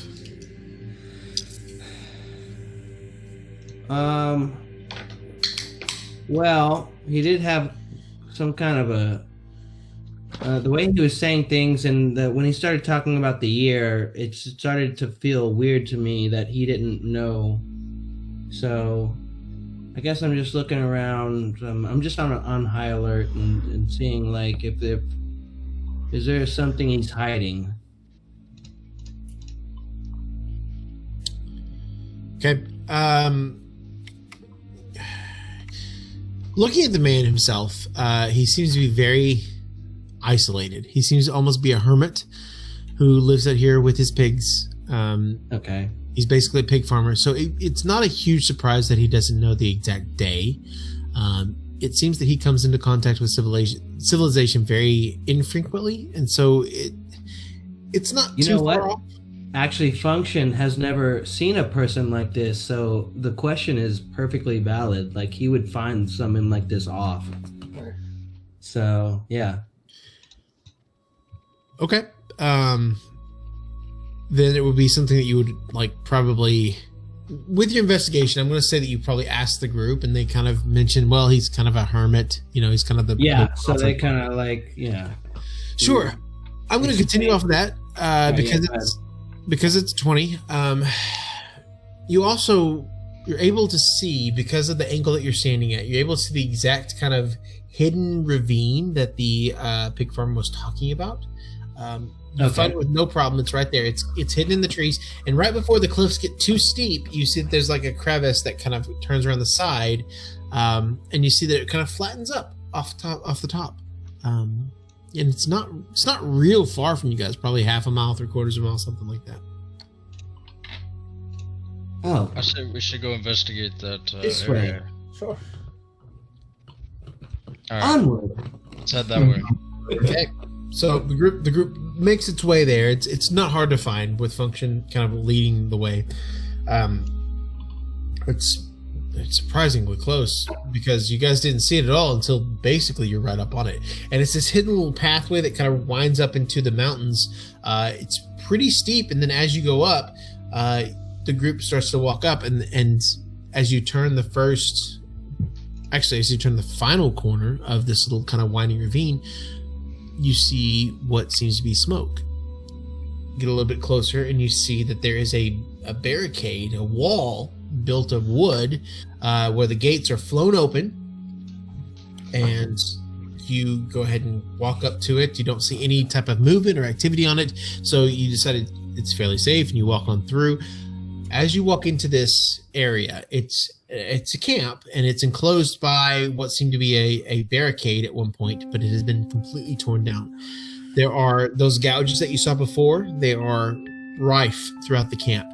There are several trees that have been kind of raised. They're trees that aren't pines. They're kind of these, instead of it being, they're more deciduous, and so in their nature, and so they're kind of lush, almost like large apple trees. And there are several of them kind of in a row, and then there are a whole bunch that are just kind of gouged out and stripped down to it, basically splinters. To the right, you see a building. The building kind of climbs up on top of a cliff, and after that, you don't see anything else except for kind of some of those charred remains of what seem to be maybe campfires, maybe large bonfires. You're not sure. What are we doing? I want to fly up over the wall for a better view. Yeah. Okay, you're flying up where? Just however, how tall is the barrier? You said.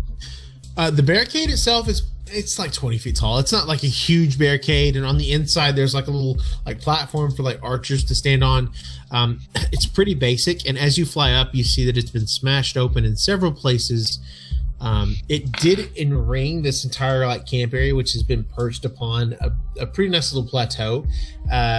From the top of where you are, you can see over the edges, and it affords a very good view of the valley below that you guys were just in. It seems to be probably one of the most defensible positions that you've ever seen. Okay. You do see the building that was kind of down below that has a stairway that zigzags up to the building that's on top of the plateau. What do I see as far as like animals and people and stuff?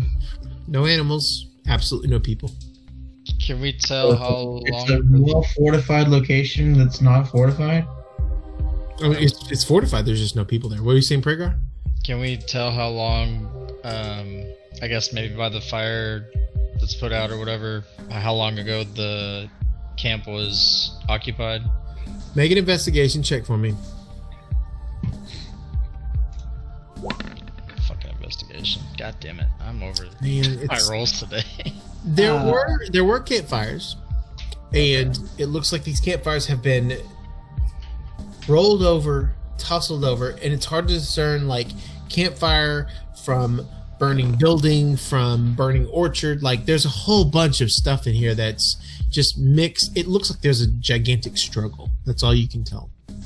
So there's other things on fire besides the campfires. Like you said there's damage, or Not really on fire. It's more smoldering because it's been desolated.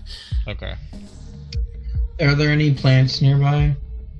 There are a few of the trees that are in kind of grown in a little bit of a roll. Most of the trees have been just basically stripped down to splinters.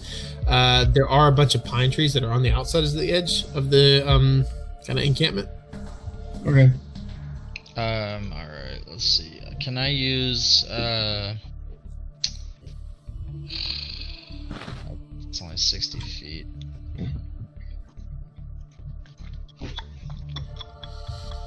Sorry, I'm checking something real quick. I got a question. You said there's a building, Mhm. correct? Or Yep. Is it look like a? What does it look like again? I'm So sorry. no, it's okay. So below it looks like there's a building that's kind of built at the base of this plateau. Yeah. And there's some stairs that go up, and they go up about 45 feet, 50 feet, something like that. Not real high up. And above that, you see kind of a larger area. It almost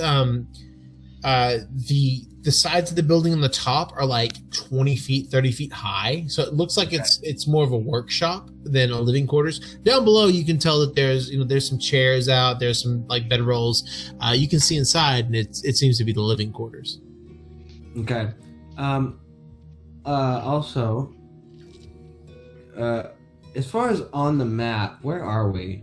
Right there in the purple square. We're still there. Yeah, you have to remember that every inch is about 50 miles. Oh shoot. Okay. Gosh. I cast Divine Sense on this area. Or I'm using my Divine Sense, not cast, I guess. Okay. As you cast that, celestial feed, type, you sense that you were expecting to sense something that was ethereal, something that was otherworldly, but this is a very like terrestrial place. There's nothing that's arcane in nature, nothing that's magical. Okay. Worth the shot. Good shot. So the group is kind of standing in the middle of what is just basically wreckage, desolation everywhere. The ground has been turned up. It looks like, again, some farmer went crazy and just plowed up the entire region because there's something that has been driven into the ground and dug for yards and yards and yards. It's very similar to the same destruction that you saw in the city. Does this go further back, or is it just mountain at this point? This is nestled at where the mountain is like a sheer cliff, comes down, and then to your right, where you are, there's kind of a little bit of a plateau where the big kind of larger building is built on that plateau, and then 30 feet down is where you see a lot of the destruction, some of the trees over to your left, and then to the right is where you see like looks like maybe some housing, maybe some chairs, a couple of campfires, stuff like that. So, it looks like this area was attacked perhaps by the Green Flame as well. What do you think? Do you think this is the one that Okabar saw the other night? Could be. Does it seem like it could have been in this area? Maybe, I don't know. Sure. You flew up earlier. Did you see how far away we are from the town? I wasn't looking that way. I was more looking around general vicinity. You know, in your travels, you've probably gone like 15, 20 miles. Okay. So perhaps, yeah, it could have been the same area. And he said this is the most recent attacked area. Most recent flames that he saw, anyway. So do we think, I mean, perhaps the Legion was here and they were attacked and have encampments somewhere else? Probable. Since we don't see any dead people. I haven't sensed anything undead or magic for that standard, but yeah, it doesn't seem like there's much here for us to look at. Onward. Yeah, maybe we just keep pressing on a little further, and maybe we can. What time of the morning was it that you said you saw the last flame, the pillars? 5 in the morning. 5-ish, a little after 5. I got up. Oh, does that sound about right to you? Yeah, about 5 o'clock. Well, perhaps tomorrow morning, maybe we should keep our eyes out and see if we notice any other pillars around the same time frame. What do you think? We could be at the ready. Yeah, that sounds like. For sure. What time of the day is it right now? Right now, it's getting closer to evening. You've spent most of the day kind of traveling, traversing, stuff like that. I'd say it's about 5 o'clock or so. What do y'all think? Should we go ahead and make camp here? And then we should investigate further? Camp here. I mean, yeah, if you want. Works for me. It's getting a little dark. Maybe we should. Okay, where are you making camp? in the And defensible position. defense area, yeah, in the defense area. Okay, yeah, and you're already within the palisades, so you're already within like the area. There's, like I said, there's kind of a ruined row of trees over to your left. To your right, there's what seems to be like a little small, like log cabin type house. Yeah, we'll do that. That's fine. Is it still intact? I mean, yeah, the building itself is still pretty much there. It's got some damage to it, but it looks like you could go inside of it. We'll check out if anybody. Do you want to investigate that Yeah. cabin? Okay, who wants to? I'll do it. Okay, Aviary, go ahead and make an investigation check. Nice. Okay, pretty good. So as you kind of open up the cabin a little bit, you peer in, look to your left, look to your right. You do find a crossbow sitting just basically against the wall. It's loaded, it's cocked, it's basically ready to fire. You go in and you're immediately hit with the scent of, it's like toffee, but it's a little bit sour. And as you go in, you find that there are several beds in the area, but there are also these large boxes. And these large boxes have these little, I guess they look like large shards of brown glass. But they're not glass. You look at one, and it's not a gazer shard. You certainly know that. But they are cut into these like kind of geometric positions. Towards the back of it, you see these large vats, and you've seen these vats before, how they make lye, soap, and leather, and they're these big kind of like screening vats that you go back and forth on, and you see the kind of same thing there, but there's this black gunky shit that's all over the edges of that, and below it there are these tubs full of the same black gunky shit. I want to investigate the gunky shit specifically. Okay, with the 19, we're gonna go ahead and go on that. You go over there and you kind of look at it, and you can see like below the tubs, it's very like caked on. It's almost like a waxy form. And then to the right, you see in those boxes, it looks like it's the same stuff. It's just much more solid, almost crystalline. So the goo turns into the brown crystals. It looks like these might be drying vats below because you rolled so fucking well. Okay. I don't know what they do, but I guess I'll take some. Why not? I collect everything else. Might as well. Okay, what are you taking now? The brown crystals, the finished form. The crystals. Okay, so just go ahead and put in brown crystal in your inventory. How do you handle it? So with my, is it just in a box? Is it growing on something? How is it? It's in a big like wooden crate, and in the bottom they're just kind of haphazardly thrown in like a pile of these. It looks like a like almost obsidian, but a little bit transparent. Okay. Yeah, go ahead and just. I grab them. Okay, so you grab one, you put it in your bag, right? Yeah. Okay, it's in your bag. I also want to mess with the goo stuff, but I definitely would be more careful with that. Okay, how do you want to mess with the goo stuff? I want to try and collect it in one of my water skins. Okay, so there are these big like stirring spoons that are huge, they're like 4 or 5 feet long, and you kind of take some of it and you pull it out, and it is so sticky, like thicker than honey sticky, very much like, I'm trying to think what would be that kind of consistency. It's a very thick wax-like substance, and so as you pull it out, you're like, yeah. Think of molasses or peanut butter, like a very thick, hearty peanut butter that you're trying to like get into a water skin. It's not exactly working. You kind of almost have to scrape it off. It's less a liquid, more a solid. Like out of the freezer peanut butter. Go ahead and make a Constitution saving check, Aviary. Yeah, out of the freezer. There you go. Yeah. Why'd you put your peanut butter in the freezer? So it gives more resistance to his dick, yo. All right, so as you scrape it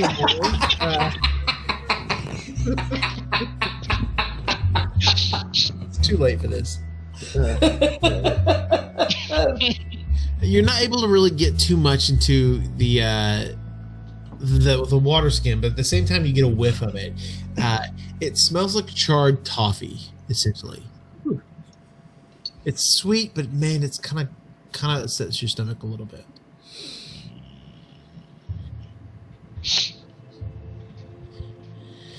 Aviary, make a history check for me, please. Is he the only one in the Wait. No, Aviary, don't make a history check. Make a nature check for me. No. The rest of y'all have kind of followed in a little bit. Okay. God, plus 11? Holy fuck! Fucking Druid, man. That's cool. What the hell? Plus Awesome. 11? Fuck. Okay. Hell yeah! My wisdom is almost max, so So as you kind of get this onto, Oh, like, you're trying to put it into the water skin, and you slowly kind of realize it smells like sap. It smells like pine sap is what it specifically smells like. But if you take a mixture between pine sap and maple syrup, that's kind of how you get the consistency of what's going on here. It's definitely a resin of some type. You also know that it has some type of compelling allure to it. Like you kind of want to eat it.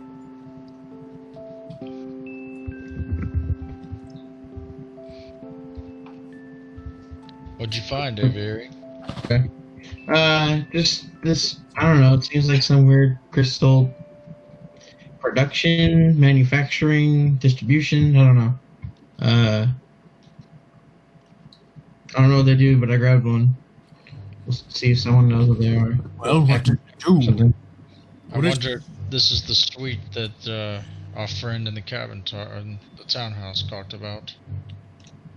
Maybe. Well, it's got to be some kind of drug, perhaps, right? I have no idea. So far, only one of the crystal types that we've come across is a drug. True. Where did they get this from? It doesn't look like it's mined from the ground. No, it doesn't. I mean, crystals can be grown, so It can, but this doesn't look like a crystal. It looks like a sap. oh yeah, that's This that's different. I don't know what it is. It smells horrible, but there's something about it. doesn't smell so bad. He It's picks sweet. up one of the Yeah, it pieces of smells like the thing over here from the box and goes, "It looks like what is it? A praline, if you will, a praline." No, it doesn't smell so bad. Why don't you try it? I have already broken my vows by taking alcohol this week. No, seriously. I suggest you try it, and I cast suggestion. Oh my god. On who? On the white. On the fucking white. Okay. He gets a +3. Yeah, I'll give him a +4 Hey, for fucker! He's near me. He's an ally. What do you want from me? I know. Yep. What does he have to beat? 15? What do you get? I roll What a do you- 6.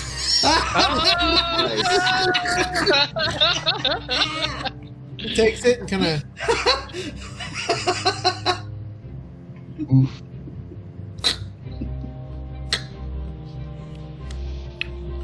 And you can see it is in his mouth. It like, hold on. Oh no. Oh no. What did you do? He's chewing on it, and you can see like drips of it dropping from his mouth, and it's like solid black, like tobacco. And he's chewing on it. He goes, "It's kind of I catch from my throat." Oh, you can see like this is okay. Yeah, you can see instant fuck up on this guy's face. Oh.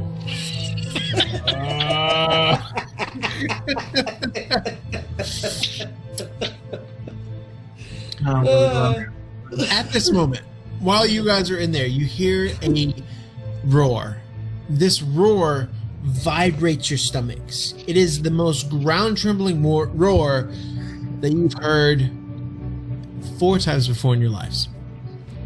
You all turn instantly, and you look out the window, and you see a large, dark figure. Since it's getting dark now, a large dark figure crash.